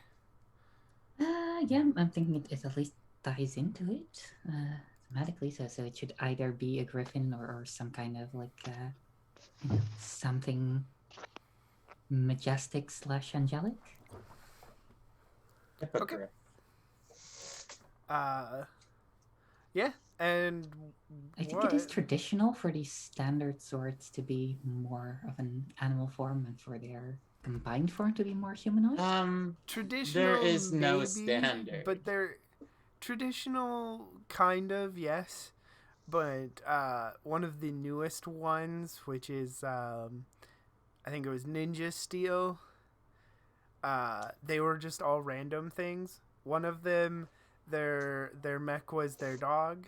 One of them, I think, was a train, like a high-speed rail train. Yeah. Yeah, no, that makes sense. One of the sidekicks was a robot one of them had made friends with while in space that was also the form their mech took. One of them was a bull, but specifically a rodeo bull. Of course. None of them made sense, but they were all supposed to be connected to the ranger in some way, so it doesn't really matter. I have an idea for mine. Okay. Oh. So so granted, I have wrestling on mute in the background because I love wrestling. And the more I've been doing this, the more I'm thinking, hey, my character's from 1997. That's the Attitude Era. So maybe that's what their moveset is based on. Can my mech be Stone Cold Steve Austin? Why not? You know, yes. You know, yeah, sure. Awesome. Excellent. I'm going to yell, Fucking and hell. that's the bottom line! And then the mech. He has like Steel Cold Steve Austin. Right? Yes. Steel Cold Steve Austin. No, Steel Cold Dave Houston. And then Allison's mech is an ankylosaur that she calls in. So my question is, do you first fight individually, or you just take the time, you all have your mechs there, you can form up into your ultimate form if you want right away, or you can wait. It's up to you. So I've just decided that Princess Requiem will like her mech form is probably angelic, so she'll summon forth a mech that slowly folds out to look like a big golden humanoid form with like wings, and then continues folding out until it's all just eyes and biblically accurate. Okay. That's wonderful. That's amazing. In that case, let's call it the Aeon Archon. I kind of want to reach up with two of the squid arms. Let's say the two that are in the back compared to where the eyes are. Reach up, lock themselves around, and pull up so the squid body is arms and legs. Okay.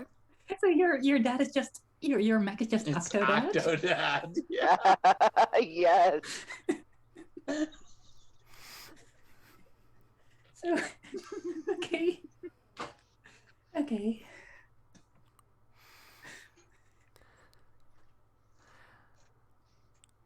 So if we combine, we'll get biblically accurate Stone Cold Steve Octodad.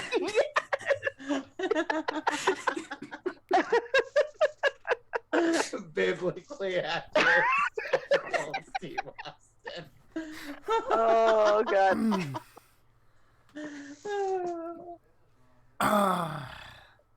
Okay. So, do you combine into biblically accurate Stone Cold Steve Austin? Okay. So your dad is just your mech is just It's Octodad? Octodad. Yes. Yeah. Yeah. Well, let's not even bother fighting him individually. So something that I think is kind of cool, especially when we have MVC guest nights, I think it's cool that instead of them fighting on their own or something, since Allison isn't there to combine with like other Millennium Knights combined in their own, I think it'd be kind of cool if you somehow combined it also with their mech, and in this case, maybe the ankylosaur becomes like a mace and a shield for your ultimate form. So you get, every time you time travel and you fight with different Millennium Knights, there's the potential that you have different, We'll have slightly Lily different at your ultimate form. redstone called Steve and Cleodad. Okay, so now canonically, from now on, when I summon my wait. Mac, I literally have to be like, "It's time to get cracking." That will be at your Stone Age, Steve. I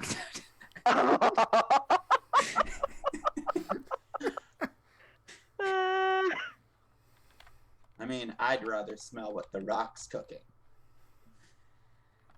That is.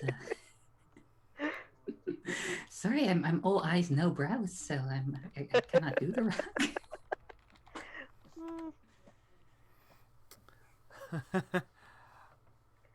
How do you fight with your Mac? What does it look like when you fight as your Mac?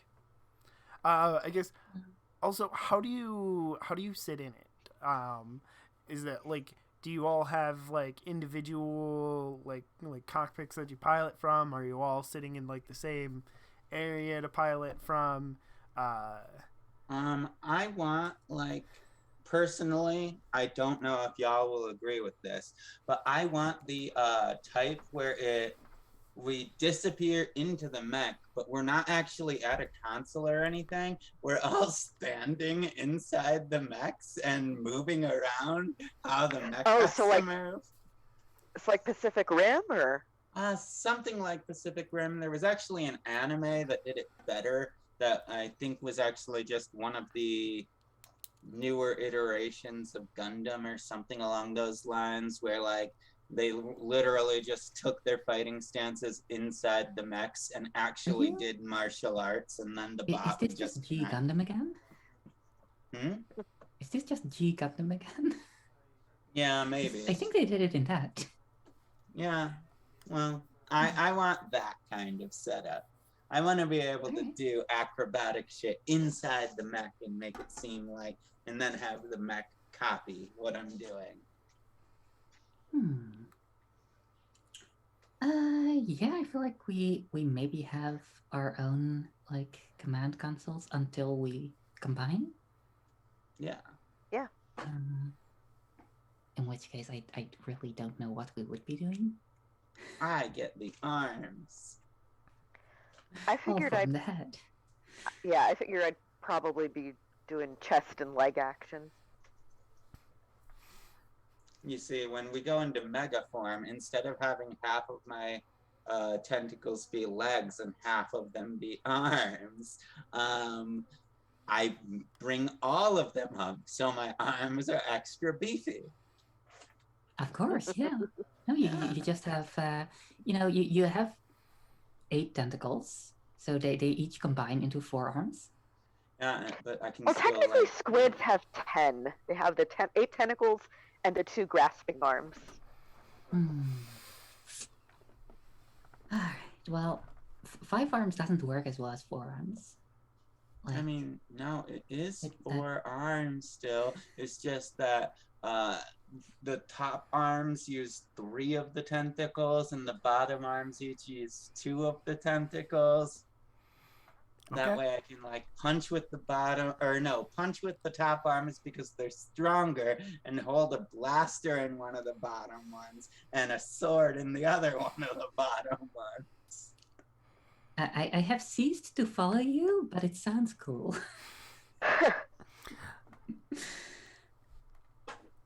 I think I understand. Yeah, I think I get it. I like to think that each of our mechs has like a very fancy control panel, but when they all combine into one, it's just us on a sofa holding video game controllers.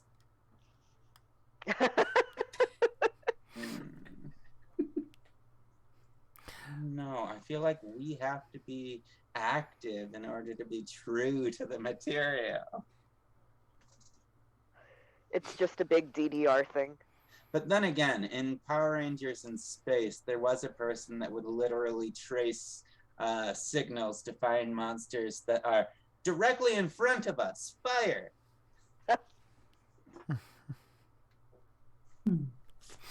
Yeah, I'm okay with like being one of the like background bridge operators in our whatever we end up going with.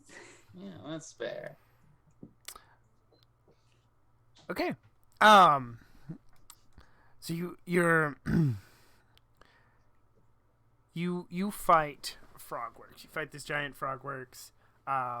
There's a bit of a back and forth. There is a significant moment where you have a chance to make a pretty debilitating blow to Frogworks, but then something odd happens, and as you're like swing down an arm, for a second you lose like any command of it. It stops working, right? Like it just freezes. Oh no, only 3 left. And you miss your chance, and then it starts working again, but it freezes. You don't know what happened. Like you didn't, like none of your sensors say you took a blow or anything. You don't know what happened, but something happened and it stopped working. Can I run a trace to see if there's anything interacting with our technology? Like your sensors, like you check them and double check them, but there's nothing interacting with it anymore. Like you're registering a slight fluctuation in the energy of the arm, but you don't know where it came from or how it happened. But like that's all you know right now. Oh, I know where it came from, but Isla doesn't. But eventually you are going to you get the upper hand. Obviously you're the good guys. You are meant to win this fight. You get the upper hand. What does your mech's final blow look like?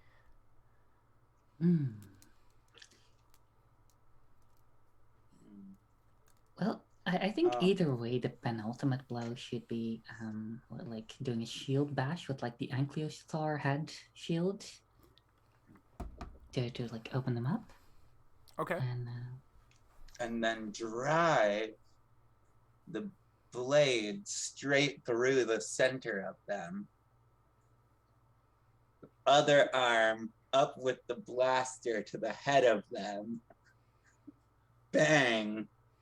Looks like you're out of time.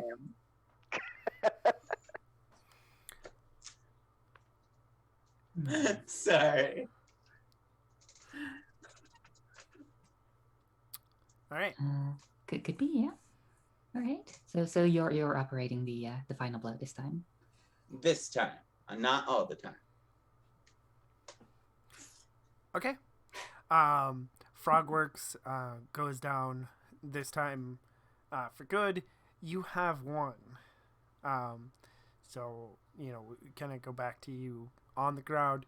You have the statue. Do you have any kind of conversation with Allison? Yeah. I think at least once she like is on the ground, like Princess Requiem will do a little hair flip and say, "How ironic! You'd think the frog could take a licking."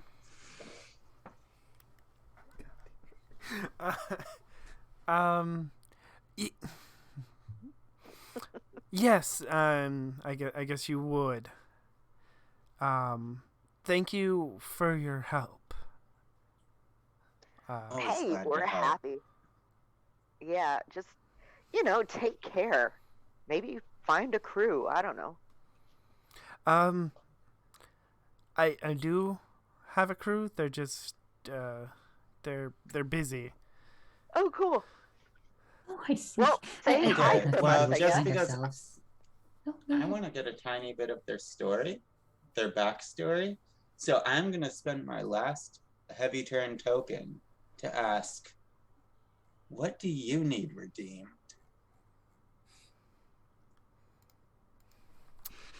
I want to know what she or they. She. I want to know why she is who she is. Like, if we're going to be traveling through time, I want to spend that time learning about the other Rangers and seeing what makes it worth it for them.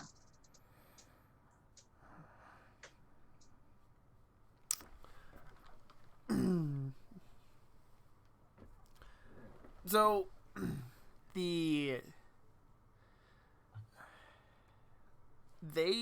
never figured out how to. They didn't actually figure out how to beat their big bad. Like they never struck that final blow that chased them away forever. They did, however, figure out how to lock them away. But they now, kind of live in that fear of someday they're going to come back. And so what they need to be redeemed is that they need to be able to, actually be able to defeat their whoever their big bad evil guy is. Okay. In that case, hey, I know how hard it is right now. If you need us at any point, just get a message to us somehow. Leave a package at this address, and we will come and help you defeat your enemies as you did with ours. That's a generous offer. Thank you. To be perfectly honest, I think we have one of your paintings on record. Perhaps you could work something into that. My paintings? Oh dear. Right. Ignore if that. I'm going We to are trust going you- to keep. We know you're a painter, and we know you're not super popular, but we are going to look for your art. That's how you can send us messages. We will find your art. Okay. Thank you. And again, thank you for your help.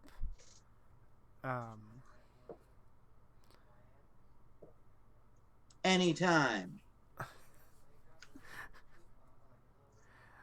Do you head back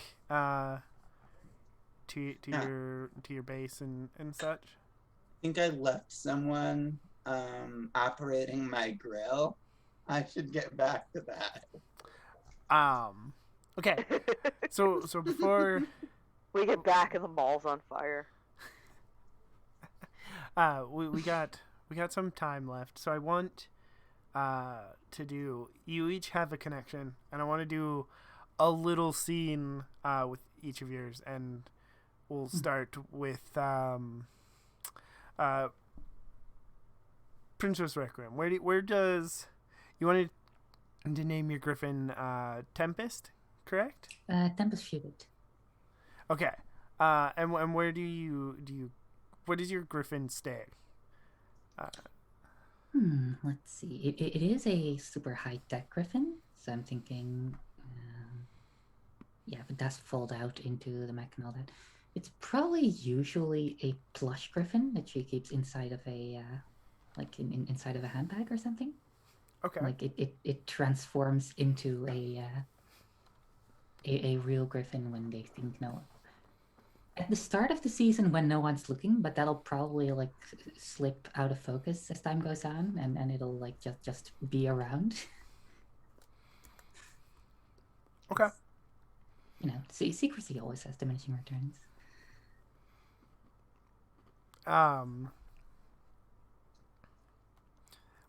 When you spend time with them, what do you do? Let's see. That is a good question. I'm thinking probably Tempest is usually pretty, doesn't have a lot of space and is wanting to get out. So every now and then she'll just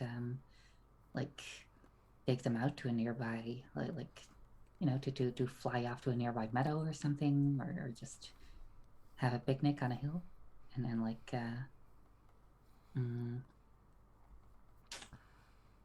reminisce wistfully on times never to come.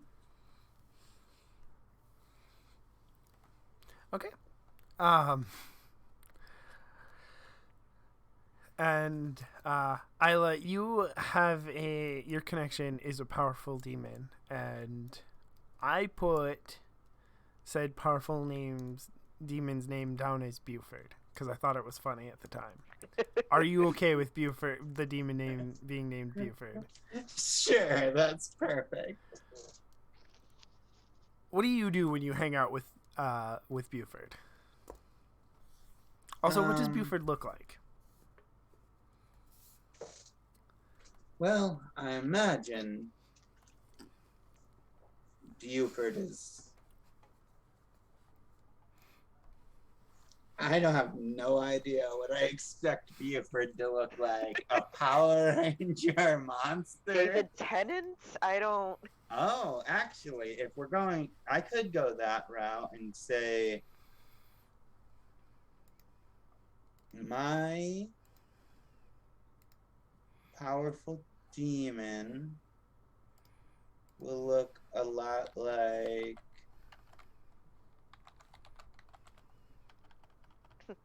Google my sleep paralysis demon, and the first thing that comes up. Oh, no. I don't want Are it to you, like, actually be scary because it's Are like... you going full edge and having it usually like hide as your shadow?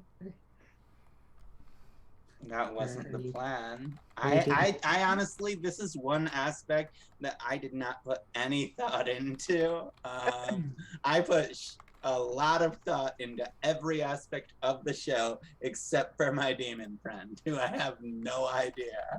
Let's Is the say... demon your reflection? Man made of bees. An actual bear.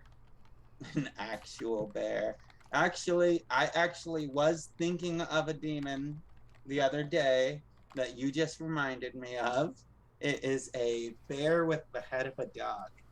Aww. Okay. Let's So say a basically my dog. Maltese. Let's say it's got the head of a Maltese. And so its fur is silver instead of white. And yeah, typically we just get down on video games together or something, or you know, discuss how the actual truth of capitalism is evil and that we should embrace that. But of course, I don't agree that we should embrace it. Okay. And then, Elizabeth, your connection is a suspicious neighbor. Do you live in an apartment building? Yeah. Okay, so for you, say you're coming home. I don't know. I don't know. Do you after work? Do you stop at the store? Do you have like bags of groceries or something when you're coming up to your apartment? I figured I took some food from the theater, and so I'm gonna have like one burger for me and one for the neighbor. Okay. So as you like walk up the stairs, Wendy opens up her door and she's like, "Oh, good, you're back." Hey, how was your day? It okay. The power went out in my apartment. Everybody else seems fine. Aw, And dang. The landlord, of course, can't get a hold of him. I was just wondering if I could hang out with you for a little while, if that's okay. Yeah, I'll put on a movie. Awesome. Thank you. Yeah. What does Liz's apartment look like? Oh, it's dirty as hell. Well, not dirty, but just like clothes everywhere. There's a pizza box, an empty pizza box that's on the kitchen counter. There's a bunch of band posters tacked up on the walls. It's like a stereotypical college student, except that Liz is not going to college. Okay.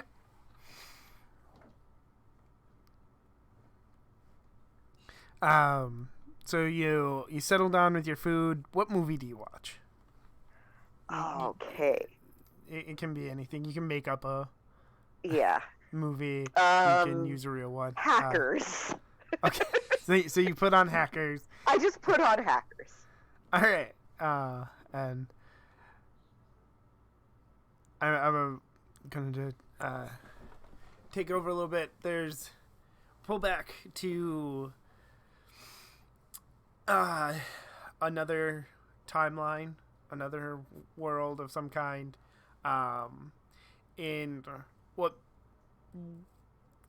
would be a grand palace if it wasn't very industrial, very machine-like. We see two monsters that they look almost identical to each other, except for their different colors. We'll say one's orange and one's purple, just because that's what came to mind right off the top of my head. That will probably change when I forget which colors I said they were. But they are standing in front of a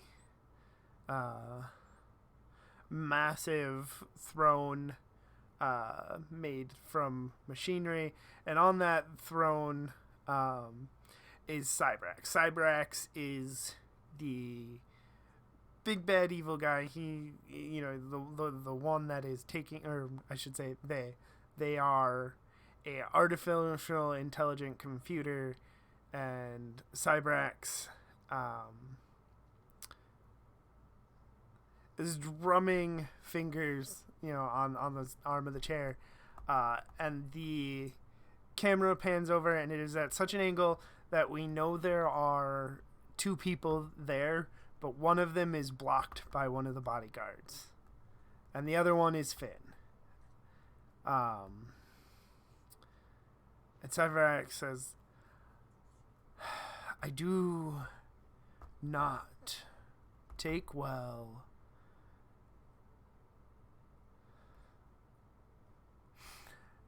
to failure. Finn, you know this. We will not fall like the others, the Emperor and his foolish daughter, Zordath, the fool who let his own general take him down. I must be successful. Next time, you will retrieve what I send you for. And that is where we will end, knowing that there's at least two evil Millennium Knights. We don't know the identity of the other one, but we know they're there." Woo! So, first question is, who do you think played most into their playbook tonight? I'm gonna say Isla. Island? Oh, thank you. I would say probably either me or Princess Requiem. Requiem. I'm not. Let's see, what is the? I haven't been keeping track. Sorry. That's No, fine. I know that I accumulated the most points and used the most points. Yeah, I still have two And left. that's what I'm measuring by. So, so technically it's measured by your tasks. During play, work toward how you could do these things. Display the shining pinnacle of your abilities is one of the gold ones, right? March, also for gold, is march the beat of your own drum. Don't get too comfortable here.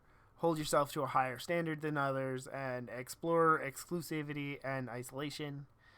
Silvers are carry out an important message. Take someone under your wing. Spend time deceiving tactical feats. Or devising. And then question your usefulness if no one needs anything from you. Explore saviorhood and authority. Fortunately, I was not able to question my usefulness because I was in pretty high need this entire episode. But yeah, I tried to spend time devising tactical stuff. I tried. Let's see. I don't know. I think now that you bring that up, I'd say that personally, I think that Princess Requiem probably did a better job than Isla Echo. But then again, I did do a lot of. Yeah, I'd say I would vote for Requiem personally. Okay. In that case, Princess Requiem, will get one of a raise. So, from now on, you will always start every episode with 1 token. Your tokens do disappear at the end of each episode. But Princess Requiem will start with 1, and you get some kind of upgrade. So for yours, the recommendations are, one of them that you can take is your without a doubt at home among your allies. So just describing that you're feeling more at home, and then, or your suit, weapon, or mech is undeniably better. Describe how you start, and describe how. The picture behind the text yeah, makes you're it hard to right. read. Start each episode with a token from now on. Yep. Okay. So if you don't have an idea right now, you can think on it, and we can. I think that I should take the second one because it is too early for the first one. I haven't even properly started. Just tackling the ways in which Princess Requiem might be isolated. We spent most of our episode in a different time where we're all fish out of water. Yeah. So I feel like that is the correct thing to do here. Maybe we could start next episode with like receiving some sort of package from the future, or Yep. We can talk about that and bring it up in the future. So we're gonna do our sign outs. Starting with Isla. Who are you and where can we find you? Hey, I'm Crimson Galaxy, otherwise known as Singal on all my socials. That's Twitter, singal.streams on Instagram, at sin_gal on Twitch. I am a variety and video game streamer, as well as breaking into this world of TTRPGs. You can catch me most days over at my channel on Twitch. Okay, and Elizabeth. Hey, I am Lauren. You can find everywhere that I'm at professionally at my website, lwsalinas.com. That includes voice work, audiobooks, podcasts, other tabletop streaming things. Currently, every Thursday, I am co-hosting Legends of S.H.I.E.L.D. on geeks.live for the Gonna Geek Network. It's a Marvel Cinematic Universe-based podcast. Right now, as we wait for Moon Knight, we are currently talking X-Men the Animated Series. This coming week, we will be talking episodes, I think, 6, 7, 8, and 9. I'd have to double check those numbers. But anyway, it's the middle of season 1 of X-Men the Animated Series. I'm also trying to stream, but that's not going very well right now since I have a lot of stuff going on, keeping me from a regular schedule. Anyway, and you can see me screaming about wrestling at all times on my Twitter at Sithwitch. So hope you enjoy some of those. And Princess Requiem? Yeah, I'm a bit stuck in the middle when it comes to nomenclature, but I am at Regulant Bear on Twitter, where that is my ad. I'm moving increasingly towards using Iris, which is also what I use for my voice work, which I guess is the main thing I do online. So yeah, my technically my commissions are open, and I will not very regularly put out things because most of what I do is just auditioning, which never makes it onto the internet at large. I have been trying to do Twitch streams on Sundays, but it's very it's pretty informal. It's just a thing I do as a hobby. All right. And I am Nerdy Titty. You can find me on Twitter at Nerdy Titty. You can also find me in the Nerds with Dice Discord and on this channel Tuesday nights for Rift's Ballad of Fates, which is coming to an end soon. There's just a couple episodes left, so come hang out with us. It is 8 p.m. EST as well. We will be doing something as a group after Rift's ends. We don't know what yet.